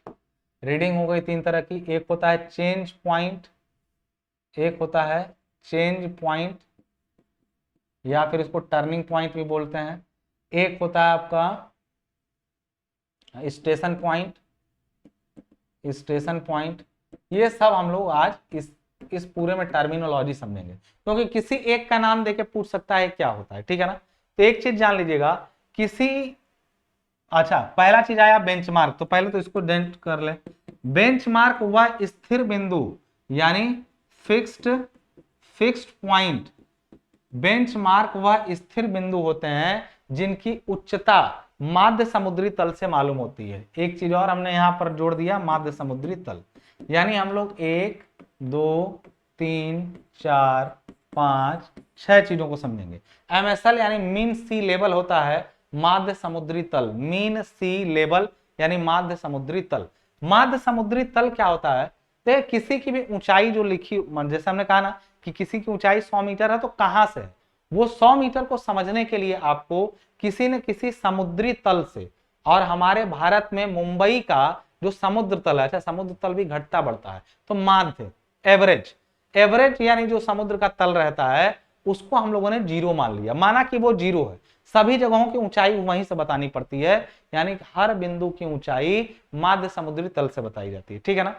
कुछ ऐसे बिंदु, जैसे अब हमको मान लीजिए अपने किसी क्षेत्र में जगह का ऊंचाई जानना है, तो हम क्या जाएं, जैसे मान लो, अच्छा एक चीज तुम समझो, यदि इस किसी चीज की ऊंचाई पता है और इस दूसरी चीज की पता करनी है, तो हमको कुछ करना नहीं होता है, हमको बस यहाँ पर इस लेवल देखना है, यहाँ पर रखा रहता है स्टाफ तो जानते ही हो सब लोग, इस पर रीडिंग 0 1 2 3 ऐसे लिखी रहती है, और यहाँ पे स्टाफ रखा रहेगा तो यहाँ भी रीडिंग 0 1 2 3 रखी रहेगी। इसकी ऊंचाई यदि हमको मालूम है कि 100 है, मान लो इसकी ऊंचाई 100 है, तो 100 से अगर देखें तो ये पूरा कितना हुआ, 100 से 1 2, यानी ये इसकी ऊंचाई 102 हुई, इसका जहां पे हम देख रहे हैं। तो उसी से यदि हम घुमा के इधर देखें तो ये पढ़ रहे हैं क्या है, 1 पढ़ रहे हैं, यहाँ पे 2 और यहाँ पे 1। अर्थ समझो, यहाँ पे यदि देखा जाए तो ये यहाँ से कुल ऊंचाई, मान लो ये 100 है, तो 100 से ऊपर गए 2 और, तो 102 हुआ, तो ये हुआ 102। 102 में से 1 नीचे आ जाओ, 102 में से 1 घटा दिए तो इसका ऊंचाई हुआ 101, यानी ये 100 है तो ये 101 है। मैं क्या समझाना चाह रहा हूं, इसका मालूम था 100 तो इसका 101 पता चल गया, कैसे, इस पर रीडिंग लिए उस पर रीडिंग लिए पता कर लिए। तो एक बात, तो हमें अगर इसी तरह अपने किसी जगह का ऊंचाई पता करना हो तो हम कहां से पता करें, यहीं से पता करें कि जाए मुंबई के माध्य समुद्री तल से मापें। इसीलिए सरकार द्वारा कुछ स्थिर बिंदु बनाए गए हैं हर शहर में, जिसकी ऊंचाई पहले से मालूम करके लिख दी गई है। मालूम यदि इसकी ऊंचाई 100 कहां से हम बताएं, माध्य समुद्री तल को तो 0 माने हो, लेकिन इसकी ऊंचाई तुम वहीं से लिए हो, ठीक है। एक चीज जान लो, बेंचमार्क वो स्थिर बिंदु होते हैं जिनकी ऊंचाई माध्य समुद्री तल द्वारा ज्ञात करके पहले से ही लिख दी गई है। बेंचमार्क 4 तरह के होते हैं, एक होता है सबसे पहले जीटीएस बेंचमार्क, एक होता है परमानेंट, एक होता है टेम्पोररी, एक होता है आर्बिट्रेरी, ठीक है। समझो बात को, जीटीएस वो होता है जो सर्वे ऑफ इंडिया द्वारा कुछ मुख्य शहरों में स्टैब्लिश किया गया है, ठीक है ना। लेकिन स्थानीय पीडब्ल्यूडी यानी लोक निर्माण विभाग ने अपने छोटे छोटे शहरों में भी कुछ परमानेंट बेंचमार्क बनाए हैं, जो इनकी मदद से बनाए। इन्होंने केवल कुछ मुख्य शहरों में बनाया, उन्हीं की मदद लेके, जैसे हमको उनका ऊंचाई मालूम था, कुछ 1-2 शहरों के लिए पीडब्ल्यूडी ने बना दिया, उसको कहते हैं परमानेंट बेंचमार्क, स्थानीय लोक निर्माण विभाग द्वारा बनाया गया। ये जीटीएस जो है वो great trigonometrical survey of India द्वारा बनाया गया। लेकिन कुछ बेंचमार्क हम जैसे आज काम किए, हम काम कैसे किए, वहां का मालूम था, आगे का मालूम किए, आगे का मालूम किए, आगे का मालूम किए, कल फिर उसके आगे का मालूम करना है, आज रात हो गई है तो क्यों ना वहीं एक छोटा सा बना दे, हाँ भैया यहाँ तक का मालूम चल चुका है, इसका एक बेंचमार्क बना दो, फिर कल इससे काम आगे चलेगा। तो वो टेम्पोररी बेंचमार्क जिसको काम आगे बढ़ाने के लिए बनाया गया है उसको टेम्पोररी, और एक होता है आर्बिट्रेरी। हमारा जीरो माध्य समुद्री तल नहीं है, हमारा हाईएस्ट जीरो है, इसी को जीरो मान लो, इसी से सबकी ऊंचाई मालूम करो। आर्बिट्रेरी मतलब स्वैच्छिक रूप से माना गया एक बेंचमार्क आर्बिट्रेरी बेंचमार्क होता है। क्लियर है, सबको समझ में आ गया। बेंचमार्क 4 तरह के होते हैं। अब बात की माध्य समुद्री तल। माध्य समुद्री तल औसत समुद्र का तल होता है जिसकी ऊंचाई को हम लोग शून्य मान करके अन्य जगहों की ऊंचाइयां निकालते हैं। पहले ये कराची में हुआ करता था, लेकिन जब अलग हो गया, तो कराची मतलब पाकिस्तान में, तो तब उसके बाद से हम लोग का जो माध्य समुद्री तल है वो मुंबई का लिया जाने लगा। ठीक है, तो हम लोगों को समझ में आ गया क्या होता है ये। आप देखो होता है उसके बेंचमार्क समझ गए। आरएल, आरएल किसी बिंदु की ऊंचाई को उसका रिड्यूस्ड लेवल या आरएल कहते हैं, रिड्यूस्ड लेवल या आरएल कहते हैं, समानित तल कहते हैं हिंदी में, समानित तल। बेंचमार्क मतलब होता है हिंदी में भी बेंचमार्क ही होता है। आरएल मतलब रिड्यूस लेवल या समानित तल होता है। रीडिंग पाठ्यांक, चेंज पॉइंट मतलब परिवर्तन बिंदु होता है, स्टेशन पॉइंट मतलब स्टेशन, माध्य समुद्री तल मतलब आपका औसत समुद्री तल। ठीक है ना, तो आप माध्य समुद्री तल मतलब होता है मीन सी लेवल। ठीक है ना, तो ये चीजें समझ गए। अब बताओ बेंचमार्क के बाद दूसरा चीज क्या है, आरएल। किसी भी, जैसे इसका आरएल 100 है, इसका आरएल 101 है, किसी बिंदु की ऊंचाई ही उसका समानित तल कहलाती है। अगली चीज है रीडिंग। जब कोई रीडिंग, जैसे इसका मालूम था तो अच्छा, इस पर हम क्यों रीडिंग लेने गए, इसका तो हमें पहले से मालूम है, तो क्यों रीडिंग लिए, अरे दूसरे का निकालने के लिए। तो जिसका आरएल मालूम है उस पर स्टाफ को रख कर ली गई रीडिंग बैक साइड कहलाती है। आज जिसका मालूम करना है वो या तो इंटरमीडिएट साइट होगा या तो फोर साइट होगा। इंटरमीडिएट तब होगा जब कई जगहों का मालूम करना हो, यहाँ का भी ऊंचाई पता करो, यहाँ का भी ऊंचाई, सबको 102 में से बस घटा दो रीडिंग को, ऊंचाई आ जाएगी। कई जगहों की ऊंचाइयां ज्ञात करनी हो, एक ही सेटिंग में उपकरण को एक जगह सेट करके कई जगहों की ऊंचाइयां मालूम करनी हो, तो पहली रीडिंग बैक साइट होती है जो ज्ञात आरएल वाले बिंदु पर रख कर ली जाती है। बाकी की सभी रीडिंग में अंतिम रीडिंग फोर साइट, जो ये 1 लिए हो अंतिम रीडिंग, ये फोर साइट है। उसके अलावा सब इंटरमीडिएट साइट यानी मध्यवर्ती प्रेक्षण है। यानी सब के सब इंटरमीडिएट साइड क्या हुआ, फोर साइड क्या हुआ, बैक साइड क्या हुआ, तुम समझ गए। क्लियर है ना, मैं बार बार कह रहा हूं दोस्त, न्यूमेरिकल वाला वीडियो देखना, तब ये लेवलिंग और क्लियर होगा। ठीक है, चेंज पॉइंट क्या होता है, यहां पर रीडिंग लेने के बाद उपकरण को बदल दिया गया, तो यहीं पर चूंकि इसका लास्ट आरएल मालूम चला था, मान लो ये 101 आया, अब इसके आगे काम करना होगा तो इस पर फिर रख के बैक साइड लेंगे, इसी पर अब बैक साइड लेके काम आगे बढ़ाएंगे। यह वह बिंदु है जिसके पहले रीडिंग ली गई फोर साइट, वापस से इसी पर बैक साइड लाई गई, यह परिवर्तन बिंदु या चेंज पॉइंट है। और स्टेशन पॉइंट वो सब पॉइंट है जिन पर स्टाफ रखा गया है। लेवलिंग में ध्यान रहे, जिस पर उपकरण यानी लेवल रखा गया वो स्टेशन पॉइंट नहीं होता है, बल्कि जहां स्टाफ रखा गया वो स्टेशन पॉइंट हो गया। सारे पॉइंट्स क्लियर हो गए झटके में। अगला क्वेश्चन कह रहा है कि दो विधियां होती हैं किसी चीज की, दो विधियां होती हैं किसी लेवलिंग उपकरण की। देखो तुम जब इसका ऊंचाई निकाले थे, इसका ऊंचाई निकाले थे, तो पहला तरीका था कि तुमने बेंचमार्क और बेंचमार्क में ये दो जोड़ के 102 कर लिया, तो एच आई यानी हाइट ऑफ इंस्ट्रूमेंट आ गया 102, और 102 में से तुमने फिर एक घटा करके यानी इस एच आई में से तुमने फोर साइड घटा करके और निकाल लिया 101। पहले तुमने एच आई निकालने के लिए क्या किया, बेंचमार्क में बैक साइड को क्या किया, जोड़ दिया, फिर एच आई में से एफ एस घटा के नया आर एल निकाल लिया। इसका एक दूसरा तरीका भी था, डायरेक्टली तुम पहले इस पर रीडिंग लिए 2 आया, इस पर रीडिंग लिए 1 आया, 2 - 1 बराबर 1 हो गया, और यहाँ का आर एल 100 है, उसी में 1 जोड़ दो, 100 + 1।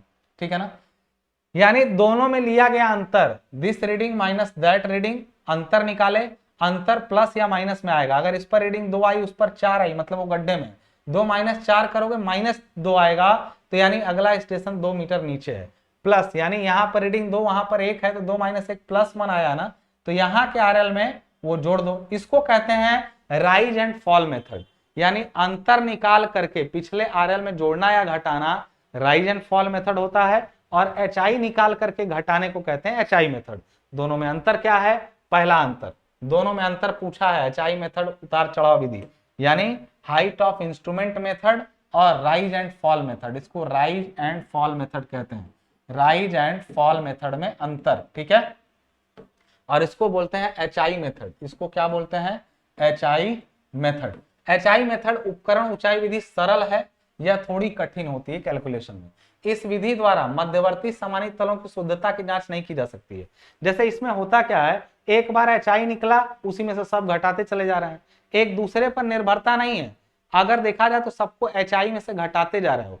राइज एंड फॉल में ये होता है, इससे इसका ऊंचाई निकालो, फिर इससे इसका, फिर इससे इसका, ऐसे निकालते जाते हैं। तो एचआई में जो बीच के बिंदु होते हैं उन पर भी कैलकुलेशन होती रहती है। तो मध्यवर्ती मतलब होता है इंटरमीडिएट पॉइंट्स की भी जांच होती है। किसमें, इसमें इस विधि द्वारा मध्यवर्ती समानित तलों की सही होने की जांच हो सकती है, इसमें नहीं हो सकती है। इसमें गणितीय जांच की दो विधियां हैं। गणितीय जांच मतलब इसमें होता है गणितीय जांच, तुम इसके लिए देखो, ये मेरा बात मानो, इसके लिए तुम एक बार न्यूमेरिकल जरूर देखना, न्यूमेरिकल।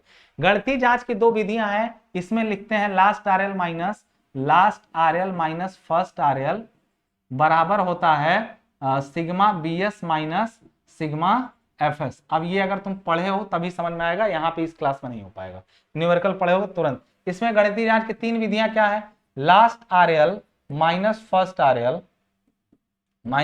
आरएल बराबर होगा sigma BS minus sigma FS, बराबर होगा sigma rise minus sigma fall. तीन विधियां आई, इसमें केवल दो होती हैं। यह विधि सड़कों, नहरों, अनुदैर्ध्य अनुप्रस्थ कांटों के लिए उत्तम रहती है, लेकिन यह विधि मिट्टी कार्य की गणनाओं के लिए अपनाई जाती है। मतलब ज्यादा सूटेबल, दोनों से दोनों कर सकते हैं, लेकिन सूटेबिलिटी की बात करें तो वो अर्थवर्क के लिए, और ये ज्यादातर इन लॉन्गिट्यूडनल चीजों के लिए होता है। दोनों से दोनों हो सकता है, सूटेबिलिटी की बात है। वैसे तुम चाहो तो शादी विवाह में टी शर्ट पहन के जा सकते हो, लेकिन तुम कोट क्यों पहनते हो, सूटेबिलिटी होने को क्या जा नहीं सकते हो, बिल्कुल ठीक है ना। हाँ, अगला क्वेश्चन हम लोगों से थ्योरी में पूछा गया है, तल मापी या लेबल उपकरण के मुख्य घटक और उनके प्रकार, ठीक है ना। देखिए, लेबल के मुख्य घटक मतलब कंपोनेंट कौन कौन से हैं, और उनके प्रकार मतलब फंक्शन। यानी अगर घटक की बात करें तो पहला है दूरबीन। देखो, लेबल जो होता है ना, उसमें पहली चीज होती है दूरबीन, और दूरबीन के अंदर एक लगा रहता है यहाँ पे। अगर दूरबीन को ऐसे देखोगे तो कुछ ऐसे बंद रहती है, ऐसे। यहाँ पर आई पीस होता है, यहाँ पर डायाफ्राम होता है, यहाँ पे ऑब्जेक्ट लेंस होता है। डायाफ्राम को बिंबपट बोलते हैं, लक्ष्य कांच का मतलब होता है यहाँ पे ऑब्जेक्ट ऐसे देखते हैं यहाँ पे खड़े होकर के, ठीक है ना। पहली चीज होती है दूरबीन। दूरबीन के बारे में एक चीज खास बता दूं मैं आपको, दूरबीन से हम लोग के आगे ऑब्जेक्ट लेंस लगी रहती है, ये इसका उल्टा फोटो बनाती है इस प्लेन में। प्लेन मतलब फोटो यहीं आके बनती है, और वो उल्टा बनता है। अगर ये भी है तो तुमको बी ए दिखाई देगा। और हम आंख से जब देखते हैं तो इसको बड़ा करके दिखाता है कौन, ये। यानी आई पीस का, दूरबीन के अंदर जो नेत्रिका है, आई पीस है, ये केवल जूम करता है, यानी मैग्नीफाई करता है। जबकि लक्ष्य कांच एक, जेई में पढ़ाता हूं तो ज्यादा थोड़ा अंग्रेजी निकल जाती है, इसका मुख्य काम जानते हैं क्या होता है, to form a clear inverted image in the plane of diaphragm. To form a clear inverted image in the plane of diaphragm, यानी डायफ्राम के प्लेन में एक क्लियर इमेज बनाना, और भी उल्टा बनाना, इन्वर्टेड इमेज। जबकि इसका मुख्य काम होता है to magnify the image form in the plane of diaphragm, to magnify the image in the plane of diaphragm. ये डायफ्राम के प्लेन में बने हुए इमेज को मैग्नीफाई करके दिखाता है। दूरबीन में दो भाग होते हैं, आई पीस, ऑब्जेक्ट लेंस, और डायफ्राम। डायफ्राम में दो क्रॉस हेयर लगे रहते हैं जो इमेज पर पढ़ने वाले रीडिंग पर कटते हैं, उससे हम लोग रीडिंग पढ़ते हैं। दूरबीन वो होती है जो कि लेवल का एक अभिन्न अंग है, ठीक है। इसके अलावा दूरबीन के अंदर क्या क्या होता है, दूरबीन के अंदर होता है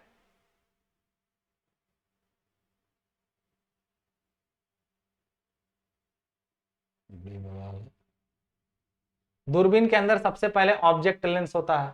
देखिए, ऑब्जेक्ट लेंस का मतलब होता है जो कांच, लक्ष्य से निकलने वाली प्रकाशीय किरणें लक्ष्य कांच से होकर बिंबपट पर लक्ष्य का वास्तविक परंतु उल्टा, रियल एंड इन्वर्टेड इमेज बनाती हैं, जिससे नेत्रिका बड़ा करके, नेत्रिका मतलब आई पीस, आई पीस बड़ा करके दिखाती है, मैग्नीफाई करती है। और इसको फोकसिंग कैसे कहते हैं, फोकस करते हैं ताकि बन जाए। इस पर बनाने के लिए फोकस, ऐसे देखेंगे बन नहीं जाएगा, फोकस करना पड़ता है तब बनता है। एक बार तो आई पीस को फोकस करते हैं ताकि यही जो दोनों अंदर डायफ्राम लगा था पहले वो देखे, तो फिर ऑब्जेक्ट लेंस को फोकस करते हैं कि इसको ले आके डायफ्राम में बना ले। आई पीस को एक बार फोकस कर लीजिए, डायफ्राम सही से दिखने लगा, फिर बार बार इसको बनाते रहिए, ये दिखता रहेगा। ठीक है, फोकसन स्क्रू क्या होता है? लक्ष्य का प्रतिबिंब ठीक डायफ्राम पर ही बने और नेत्रिका उसे स्पष्ट करे, इसके लिए दूरबीन का फोकस करना आवश्यक है। अर्थात लक्ष्य तथा नेत्रिका को आगे पीछे सरकार करके दोनों लेंस को नई स्थिति में लाया जाता है। फोकसन क्रिया में बिंबपट यानी डायफ्राम स्थिर रहता है।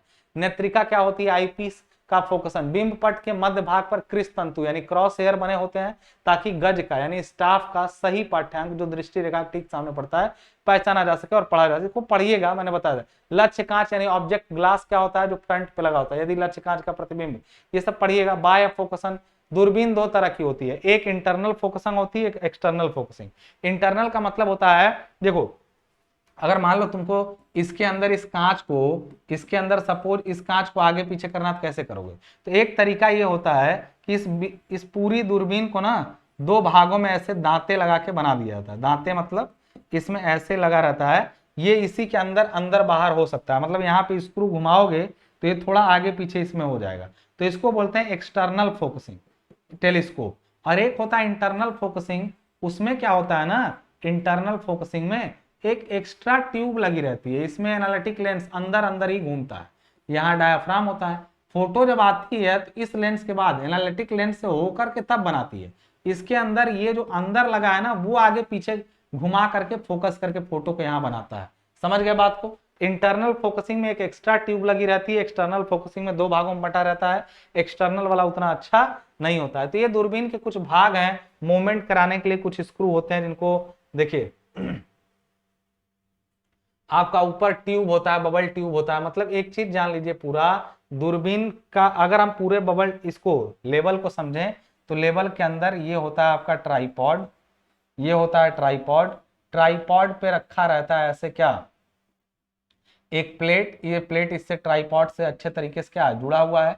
इस प्लेट को कहते हैं हम लोग ट्राइवेट। और यहाँ पर एक फोकसिंग स्क्रू होता है, तीन ठो, तीनों के ऊपर एक ट्राइवेट होता है। इसके साथ में यहाँ पर लगी रहती है टेलीस्कोप। ठीक है, तो यहाँ पर आप समझ जाइएगा कि इनको ऊपर नीचे तल में, इसके साथ यहाँ पर लगा रहता है ऐसे बबल ट्यूब। तो एक चीज जान लीजिएगा, जब ये बिल्कुल सीधा रहेगा तो इसमें बुलबुला बिल्कुल बीच में होगा, ऊपर नीचे करने में बुलबुला क्या होता है? खिसक जाता है। ठीक है, तो इसको बिल्कुल सीधा करेंगे। पहले सीधा करने के लिए यहाँ पर जो प्लेटें हैं ना, ऐसे दो प्लेटें सपोज ऐसे जुड़ी हुई हैं, तो स्क्रू से इनको ऐसे ऐसे दाएं बाएं ऐसे ऊपर नीचे नचा सकते हैं ऐसे स्क्रू की मदद से। तो ये तीन स्क्रू होते हैं जो फोकस करते हैं, जो लेवल, इस पूरे को बोलते हैं लेवलिंग हेड, लेवलिंग हेड बोलते हैं। ठीक है ना, तो ये इनका काम ही होता है क्या, इनका काम ही होता है, ये तीनों क्या है? फुट स्क्रू है। फुट मतलब नीचे की तरफ, फुट स्क्रू। इनका काम क्या होता है? लेवलिंग करना, समतल करना। और यहाँ पर फोकसिंग स्क्रू लगा रहता है जो आई पीस और ऑब्जेक्ट लेंस को फोकस करता है। और क्लैंप क्या होती है? इसको जब किसी भी ऐसे नचा सकते हैं हॉरिजॉन्टल प्लेन में, रोकना हुआ तो पहले क्लैंप को कस के स्लो मोशन स्क्रू का यूज करते हैं। ठीक है, तो ये हुआ इसके बारे में। तो दूरबीन है, बबल ट्यूब समतल करने में इंडिकेटर का काम करती है, आई पीस यहाँ लगा रहता है, ऑब्जेक्ट वेन होती है, इसके साथ में ये तिकोनी प्लेटें होती हैं, तीन कोने वाली होती हैं, इसको ट्राइब्रेच बोलते हैं, इसको ट्राइवेट बोलते हैं। इनके साथ में फुट स्क्रू लगे रहते हैं, इन सबको एक साथ मिला के लेवलिंग हेड बोलते हैं, क्योंकि यही लेवल करते हैं। ये एक डंपी लेवल की फोटो है। ठीक है ना, यहाँ पे लास्ट में नीचे ट्राइपॉड लगा रहता है। ये सब छोटा सा फोटो बना करके यदि एक्सप्लेन अगर आ गया तो बताइएगा। अंदर दूरबीन के अंदर डायफ्राम लगा रहता है, डायफ्राम में ऐसे क्रॉस हेयर बने रहते हैं। आप पूरा यहाँ पे देखिएगा इसको, यहाँ पर क्या लगा हुआ है? ऐसा दूरबीन के अंदर देखेंगे ना, अंदर देखेंगे दूरबीन के, तो ऐसे दो तारें दिखाई देती हैं। आईसी पे फोटो बनती है, यहीं पे रीडिंग दिखाई देती है सब, और देखते हैं कि यहाँ पे कौन सी रीडिंग आई है। इसको पढ़ते हैं हम लोग। तो पढ़ने के लिए तारों का स्पष्ट दिखना जरूरी है। यदि हम सही से अपने आई पीस को फोकस नहीं करेंगे तो ये तारें मोटी मोटी सी दिखती हैं। आई पीस को फोकस करना एलिमिनेशन ऑफ पैरालेक्स कहलाता है। ठीक है, उसके मुख्य भाग में बहुत सारी चीजें हैं, एक बार पढ़ लीजिएगा दूरबीन में मुख्य चीजें। अब एक चीज आया है, भूवक्रता और वर्तन किसको कहते हैं? कह रहा भूवक्रता यानी भू पृथ्वी का कर्वेचर, और वर्तन किसे कहते हैं? एक चीज जान लीजिएगा, हम जब भी कोई हम सोच रहे थे कि हम यहाँ पर लेवल रखे हैं तो यहाँ रीडिंग पढ़ रहे हैं, यहाँ की रीडिंग जो है ऐसे ऐसे कम है, तो हम लोग यहाँ पर 3 पढ़े, यहाँ 2 पढ़े, तो अंतर कितना हुआ, 3 - 2 = 1। तो यहाँ की रीडिंग यदि मान लीजिए 110 है, तो ये 3 दिखा रहा है, वहां 2, यानी ये ऊंचा है। कितना ऊंचा है, 3 - 2 यानी +1 है, +1 है, यानी 110 तो 111 होगा। तो हम ऐसा सोच रहे थे कि हम ऐसे सीधा देखते हैं, पृथ्वी भी ऐसे, असल में पृथ्वी कैसी है, ऐसे घेरा है। जब भी हम कोई रीडिंग पढ़ते हैं ना, तो हम बिल्कुल पृथ्वी के अनुरूप सीधा नहीं पढ़ते हैं। मान लीजिए ये स्टाफ दूर है ना, तो हम ये रीडिंग पढ़ते हैं, जबकि हमको वास्तव में क्या पढ़ना चाहिए, ऐसे। पृथ्वी के घुमाव के कारण क्षैतिज रेखा जो निकलती है टेलीस्कोप से, उसमें होने वाली त्रुटि के कारण इस त्रुटि को बोलते हैं भूवक्रता। भूवक्रता मतलब पृथ्वी का घुमाव, और दृष्टि रेखा होती है क्षैतिज। दूरबीन से निकलने दृष्टि रेखा या क्षैतिज रेखा पर नापा गया कोई बिंदु, ये बिंदु है, भूमि की सामान्य सतह से समान दूरी पर नहीं होगा। मतलब यदि हम इसी बिंदु, इसी पॉइंट से यदि हम स्टाफ यही रहे और इसी ऊंचाई पर और आगे चले जाएं, तो ये देखो, ये ऊंचाई दोनों एक जगह समान है, ये सेम है दोनों, लेकिन ये ऊंचाइयां देखो, ये छोटे से और बड़ा होता जा रहा है दूरी के, क्यों, वक्रता के कारण। तो हम जब भी कोई रीडिंग पढ़ते हैं तो वक्रता के कारण त्रुटि आती है। उस त्रुटि को हम लोग कितना मानते हैं, तो अगर यहां से यहां तक की दूरी d है, तो इस त्रुटि को हम लोग बोलते हैं 0.0785 d², या फिर इसी को असल में होता है d²/2r, जहां r पृथ्वी की त्रिज्या है। तो ये आता है किसमें, किलोमीटर में, लेकिन ये आएगा मीटर में। इसको सब चेंज वगैरह करके बताया गया है। सीधे 0.0785 d² होता है वक्रता के कारण हुई त्रुटि। वक्रता के कारण हमारी लाइन ऑफ साइट सीधे निकलती है, तो वक्रता के कारण त्रुटि होती है। मैं एक चीज और बता दूं, वास्तव में बिल्कुल सीधे भी नहीं निकलती है। पृथ्वी के पास हवा का घनत्व ज्यादा होता है, इसलिए वो थोड़ा सा झुक जाती है। इसको अपवर्तन का प्रभाव कहते हैं। लाइट किसी घना माध्यम की तरफ झुकती है, प्रकाश की माध्यम जब विरल से सघन माध्यम की तरफ प्रवेश करती है तो अभिलंब की तरफ झुक जाती है, सुने हैं। तो असल में पृथ्वी की सतह की तरफ हल्का सा झुकती है। अगर सही से झुक जाती तो एरर आता ही नहीं, हल्का सा झुकती है तो एरर कम हो जाता है। हल्का सा झुकने वाला जो काम था, तो उस एरर को बोलते हैं 0.0112 d²। ये होता है, यानी ये d, ये जो वक्रता वाली त्रुटि है ना, उसका 1/7 ऑफ कर्वेचर, यानी कर्वेचर वाले का 1/7 भाग अपने आप जैसे भूवक्रता के कारण, कर्वेचर के कारण जो त्रुटि हुई, उसको थोड़ा सा कम कर देता है। कौन, अपवर्तन की त्रुटि यानी रिफ्रैक्शन की त्रुटि। यानी भूवक्रता से कुछ त्रुटि आती है, उस त्रुटि को कुछ हद तक अपवर्तन वाली त्रुटि सही कर देती, क्योंकि उलट डायरेक्शन में होती है। कितनी, तो कुल त्रुटि कर्वेचर में कितना था, कर्वेचर के कारण जो त्रुटि आई वो ये आई।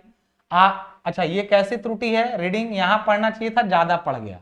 तो ज्यादा पड़ता है तो एरर ऑफ कर्वेचर जो होता है ना 0.0785 d², ये पॉजिटिव एरर होता है। लेकिन ये सीधा की बजाय हल्का सा झुक गया, तो एरर ड्यू टू रिफ्रैक्शन जो होता है वो माइनस में होता है 0.0112 d²। रिजल्टेंट जो होता है कंबाइंड, यानी कंबाइंड एरर जो होता है ई कंबाइंड जो होता है वो घटा लीजिए तो आएगा 0.0673 d²। ये कंबाइंड एरर है और ये पॉजिटिव, क्योंकि पॉजिटिव वाला ज्यादा है, नेगेटिव वाली कम। हम एरर बताए हैं, यदि करेक्शन करना हो तो करेक्शन ये माइनस में उल्टा हो जाएगा सब, ये माइनस, ये प्लस, ये माइनस। करेक्शन मतलब ठीक करना, ठीक है ना। तो एरर, और ये समझ में आ गया बात आप लोगों को। अब ये देखिए अपवर्तन को बताया गया है।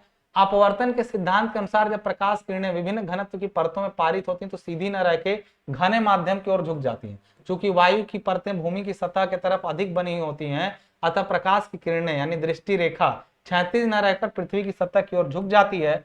अपवर्तन के कारण गज पर सत्य पाठ्यांक के स्थान पर कम पाठ्यांक पढ़ा जाता है। अपवर्तन की त्रुटि भूवक्रता के विपरीत दिशा में होती है और उसके 1/7 होती है, ठीक है ना। ये क्लियर हो गया। अब लास्ट चैप्टर है आपका प्लेन टेबल, ठीक है।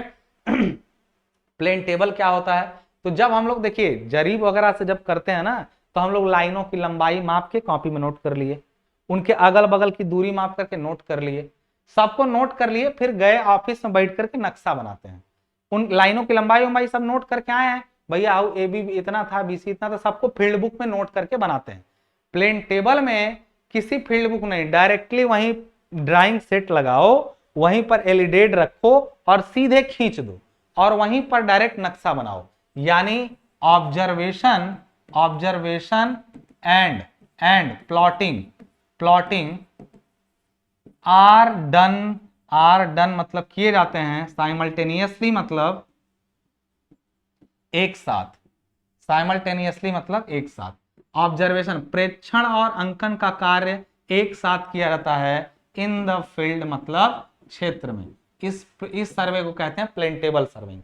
प्लेन टेबल सर्वेइंग में क्या क्या उपकरण प्रयोग होते हैं, प्लेन टेबल से आप क्या समझते हैं, पटल सर्वेक्षण में आने वाले उपकरणों की चर्चा करिए। क्या समझते हैं, प्लेन टेबल वह सर्वेक्षण है जिसमें क्षेत्रीय प्रेक्षण और अंकन का काम एक साथ क्षेत्र में ही किया जाता है। यह सर्वेक्षण की सबसे सरल विधि है और कम समय लेती है। यह छोटे क्षेत्रों और सीमित क्षेत्रों के लिए उपलब्ध है जहां तक सारे बिंदु पकड़ में आ जा रहे हैं। अब इसमें कौन कौन से उपकरण प्रयोग होते हैं, सबसे पहले आता है आपका ड्राइंग बोर्ड, यानी जिसको हम लोग प्लेन टेबल बोलते हैं, प्लेन टेबल होता है। इसके साथ में जो लाइन खींचने के लिए स्केल होती है, मापने वाला और देखने वाला एक साथ बना रहता है। ऐसे स्केल रहती है, इस स्केल में इधर बना रहता है देखने के लिए, इधर टारगेट करने के लिए। तो एक चीज जान लीजिए, प्लेन टेबल के साथ में ये बना रहता है जिसको हम लोग बोलते हैं एलिडेड। एलिडेड क्या होता है, एलिडेड वो है जिसमें सारी रीडिंग क्या होती है, आ जाती है। ठीक है, दूसरा आपका प्लेन टेबल और एलिडेड के बाद होता है ड्राइंग शीट। ड्राइंग शीट एक होता है आपका यू फॉर्क, यू कांटा, यू फॉर्क, प्लम बॉब, उसके साथ में हम लोग का ट्रफ कंपास। ये सब उपकरण कहां प्रयोग होने वाले हैं, प्लेन टेबल सर्वे में। कैसे प्रयोग किए जाते हैं दोस्त, उसके लिए कार्यविधि मत समझाना क्योंकि टाइम लगेगा, रिवीजन क्लास है ना, इसमें वो चीज नहीं। लेकिन मैं बार बार कह रहा हूं कि आप इनकी थ्योरी को थोड़ा सा पढ़ के जाइए और ज्यादा से ज्यादा इसका जो डिटेल वीडियो चाहते हैं, 10 घंटे का टाइम है ना, तो मैं फ्री वाले के लिंक दे रहा हूँ। फ्री वाला थोड़ा वीडियो क्वालिटी खराब है लेकिन कंटेंट जबरदस्त पढ़ाया गया। वो तब की वीडियो है जब मैंने चैनल शुरू किया था। ठीक है, बाकी जो पेड वीडियो है वो नई क्लासेज है ना, वो एप्लीकेशन पर अवेलेबल है पूरे सेमेस्टर वाइज। एक सेमेस्टर के सारे सब्जेक्ट आपको एक ही प्लेटफॉर्म पे बहुत कम चार्ज में मिल जाता है, तो उसको जाके वहां पे ज्वाइन करिए, बड़ा जबरदस्त चीज है। ठीक है ना, जबरदस्त इसलिए कह रहा हूँ दोस्त कि नोट्स है, तुमको वीडियो, तुमको सब कुछ मिल जाता है। एक नॉमिनल चार्ज इसलिए रखा जाता है कि हम लोग जो काम कर रहे हैं उसका भी खर्चा क्या हो पाए, निकल जाए। ठीक है ना, तो अब ये हो गया। ठीक है, अब यहाँ पे अगला चीज पूछा है कि प्लेन टेबल की विभिन्न विधियां कौन कौन सी हैं। एक रेडिएशन मेथड है, प्रतिच्छेदन है, ट्रैवर्जिंग है और स्थिति निर्धारण। ये चारों को हम लोग 1 बाय 1 देख लेते हैं। ठीक है ना, तो अगला यही था बस, शायद हाँ लास्ट है। तो सबसे पहले प्लेन टेबल की विधियों की बात करें, रेडिएशन क्या होता है। मान लीजिए हम लोग इसमें जाएंगे, सबसे पहले हमने किया क्या, जैसे मान लीजिए एक फील्ड है, एक बड़ा सा फील्ड है, उस पर एक स्टेशन ए है, यहाँ पर बी है, यहाँ पर सी है, यहाँ पर डी है, यहाँ पर ई है, और आप चाहते हैं कि इसका एक नक्शा कागज पे बन जाए। चुपचाप इसके लगभग बीच में जाइए, अपना प्लेन टेबल सेट करिए। प्लेन टेबल से एलिडेट मतलब ऐसे रख करके, ऐसे देख करके ऐसे खींचना होता है। तो जब देख करके ए की तरफ देखें, मान लीजिए यहाँ पर कोई स्टेशन पॉइंट ओ है, ओ इसके नीचे है, और प्लेन टेबल पर एक पॉइंट लगा लीजिए ओ। अब ओ यहाँ पे छोटे में लिख देंगे, बड़ा ओ भी नीचे है, स्टेशन का नाम बड़ा से और ड्राइंग शीट पर छोटा नाम लिखा जाता है। तो करते क्या हम लोग, ऐसे ए की तरफ ना एक दृष्टि रेखा दौड़ाते हैं। कैसे दौड़ाएंगे दृष्टि रेखा, ओ पर खड़े होकर के सीधे देखेंगे ए को, और यहां से एक लाइन ऐसे क्या करेंगे, ड्रॉ कर देंगे। कैसे,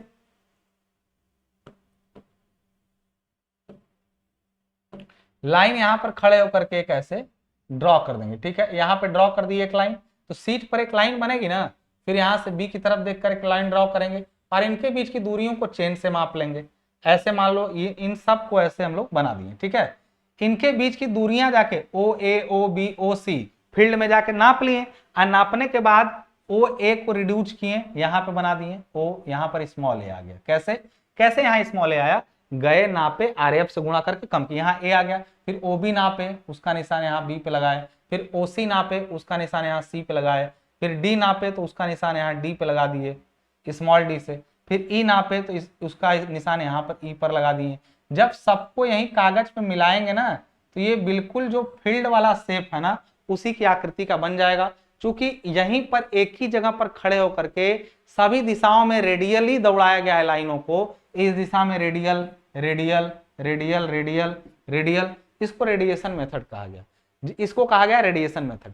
अब सभी जगहों की दूरियां मापनी पड़ी, लेकिन प्लेन टेबल एक ही जगह फिक्स हुआ, एक जगह प्लेन टेबल रखें, सबको नाप करके खत्म।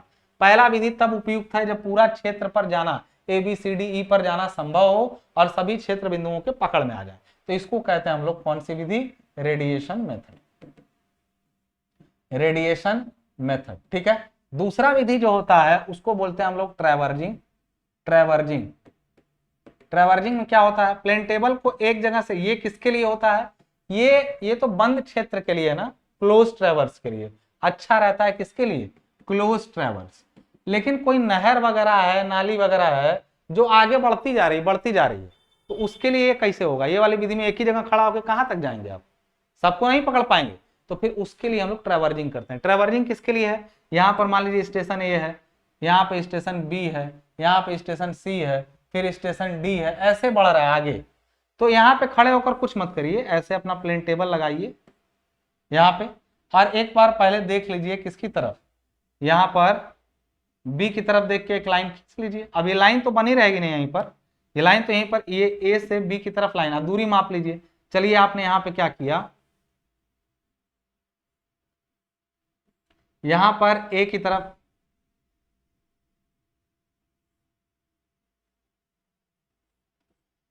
ए से बी की तरफ आपने दूरी यहां पे माप लिया, ठीक है ना। और बड़ा कर लेते हैं यार, ऐसे दिखेगा नहीं तुम लोग को। चलो, ऐसे प्लेन टेबल आपने लगाया, यहां से ए था, यहां बी की तरफ देखते हुए यहां पे आपने बी बना लिया, ठीक है।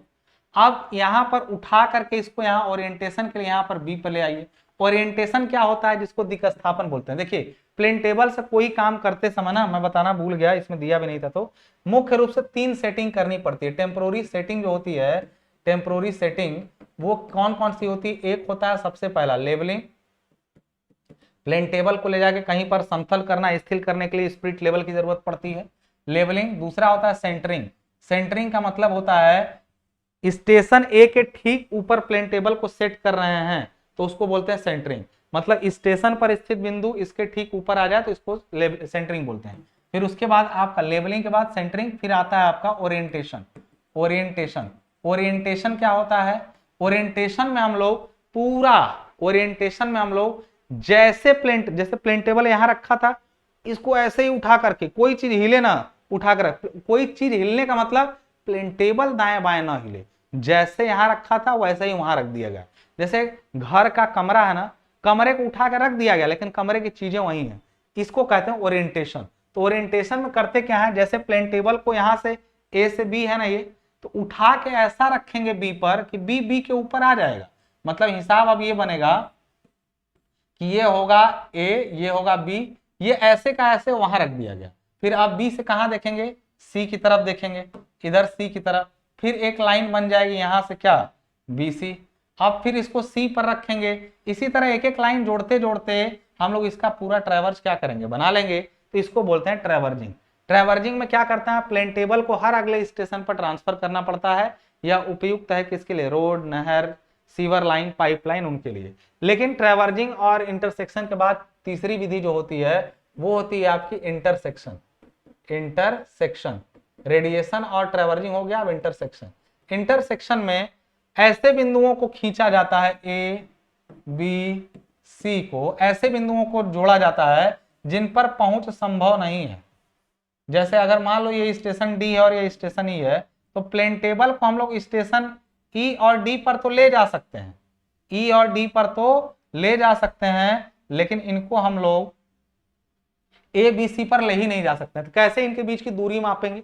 दूरी में देख तो सकते हैं ए बी सी को, लेकिन इनके बीच की दूरियां नहीं माप सकते हैं। तो दूरियां नहीं माप सकते हैं तो कुछ मत करो, ई पर खड़े होकर के ए को देख लो ऐसे, बी को देख लो, उसके बाद यहां से सी को देख लो, ठीक है। सबको देख लिए। अब तुम जानते हो डी पर जाया जा सकता है, कोई दो बिंदु पर पहुंचना संभव है।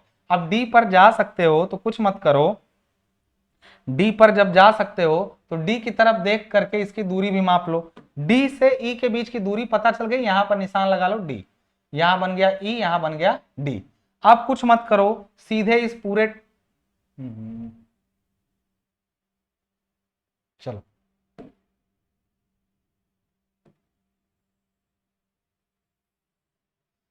सीधे इस पूरे प्लेन टेबल को यहां से जहां से उठाए थे उस जगह से उठा करके जैसे यहाँ पे रखे थे ऐसे पूरा, इसका यहीं पर इसको उठा करके पूरा यहाँ पर लेते जाओ, सीधे रख दो डी पर।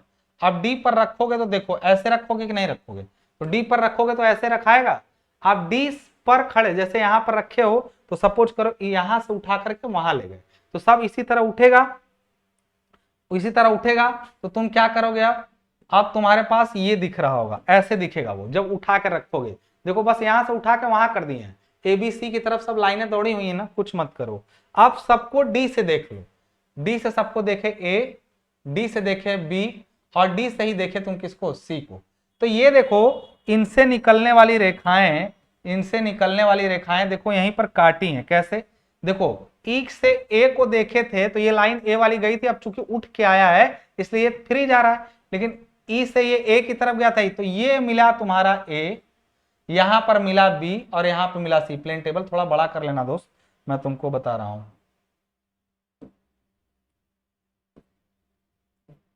प्लेन टेबल को थोड़ा सा बड़ा कर लेते हैं, ऐसे समझो।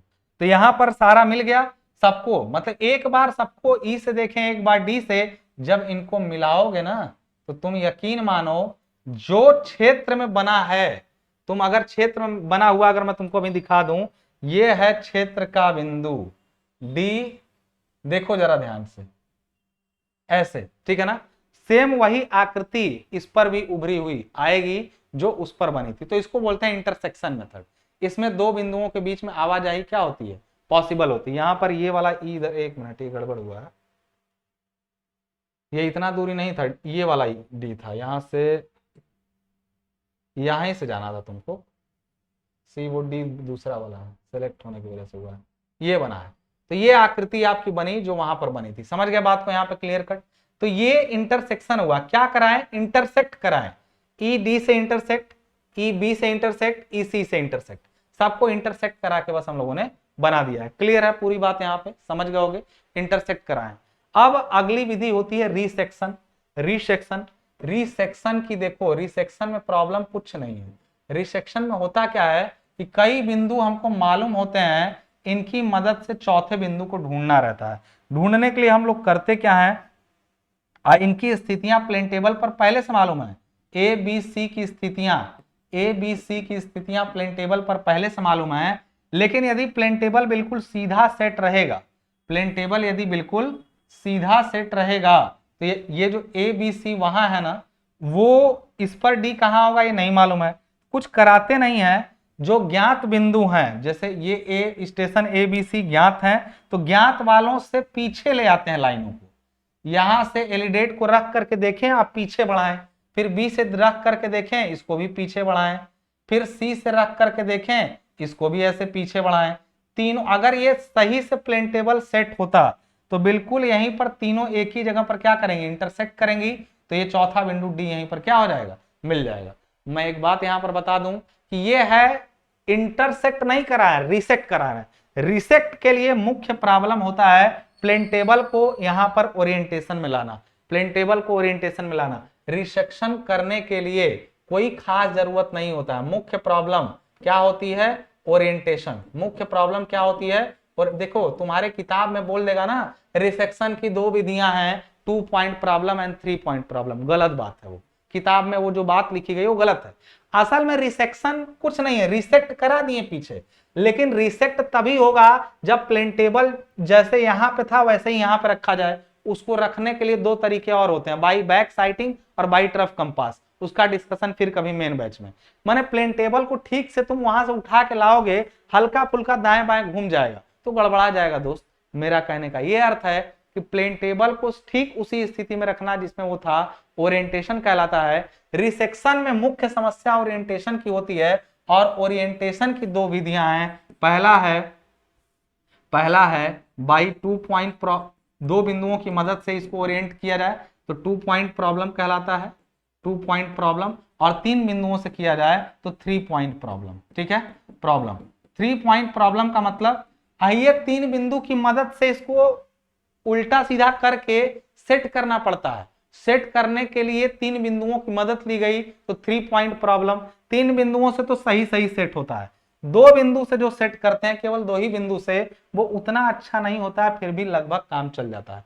तो दो बिंदु वाली जो विधि है ना, उसमें एक तीसरा सहायक स्टेशन चाहिए ही चाहिए, थर्ड सहायक स्टेशन चाहिए, बिना तीन बिंदु के होता नहीं है। जब दो बिंदु तुम प्रॉब्लम लोगे ना, तो उसमें एक सहायक बिंदु आ जाएगा, और तीन बिंदु प्रॉब्लम में उसी तीन बिंदु से हो जाएगा। ये रिलायबल है, ये उतना रिलायबल नहीं है मतलब, लेकिन एक चीज जान लो, ये कैसे होता है इसकी विधि भी पूछता है। 2 पॉइंट प्रॉब्लम की तो कोई खास विधि नहीं है, एक ही विधि है या दो विधि है जिनका कोई खास नाम नहीं, क्योंकि ये एक सेटिंग है, ये कोई विधि नहीं है।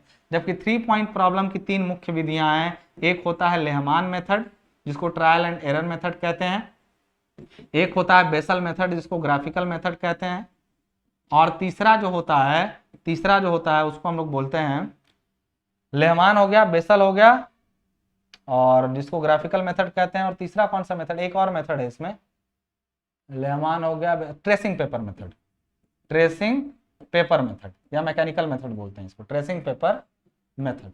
तो बेटा इन सब का जो बात है ना, वो कभी और तुमसे एक रिक्वेस्ट है, रट के चले जाना 3 पॉइंट प्रॉब्लम और 2 पॉइंट प्रॉब्लम को एक बार एग्जाम में रट के चले जाना, किताब में मिल जाएगा, ठीक है ना। तो आई होप तुमको सर्वेइंग की थ्योरी पूरी समझ में आ गई होगी, हर चैप्टर की लगभग इंपॉर्टेंट पॉइंट को मैंने कवर किया है।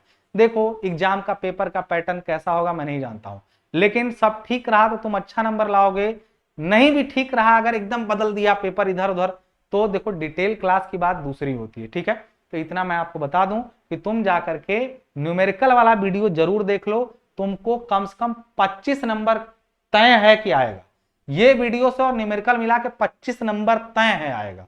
बाकी तुम्हारी मेहनत है, तुम जितना पढ़ पाओ, ठीक है।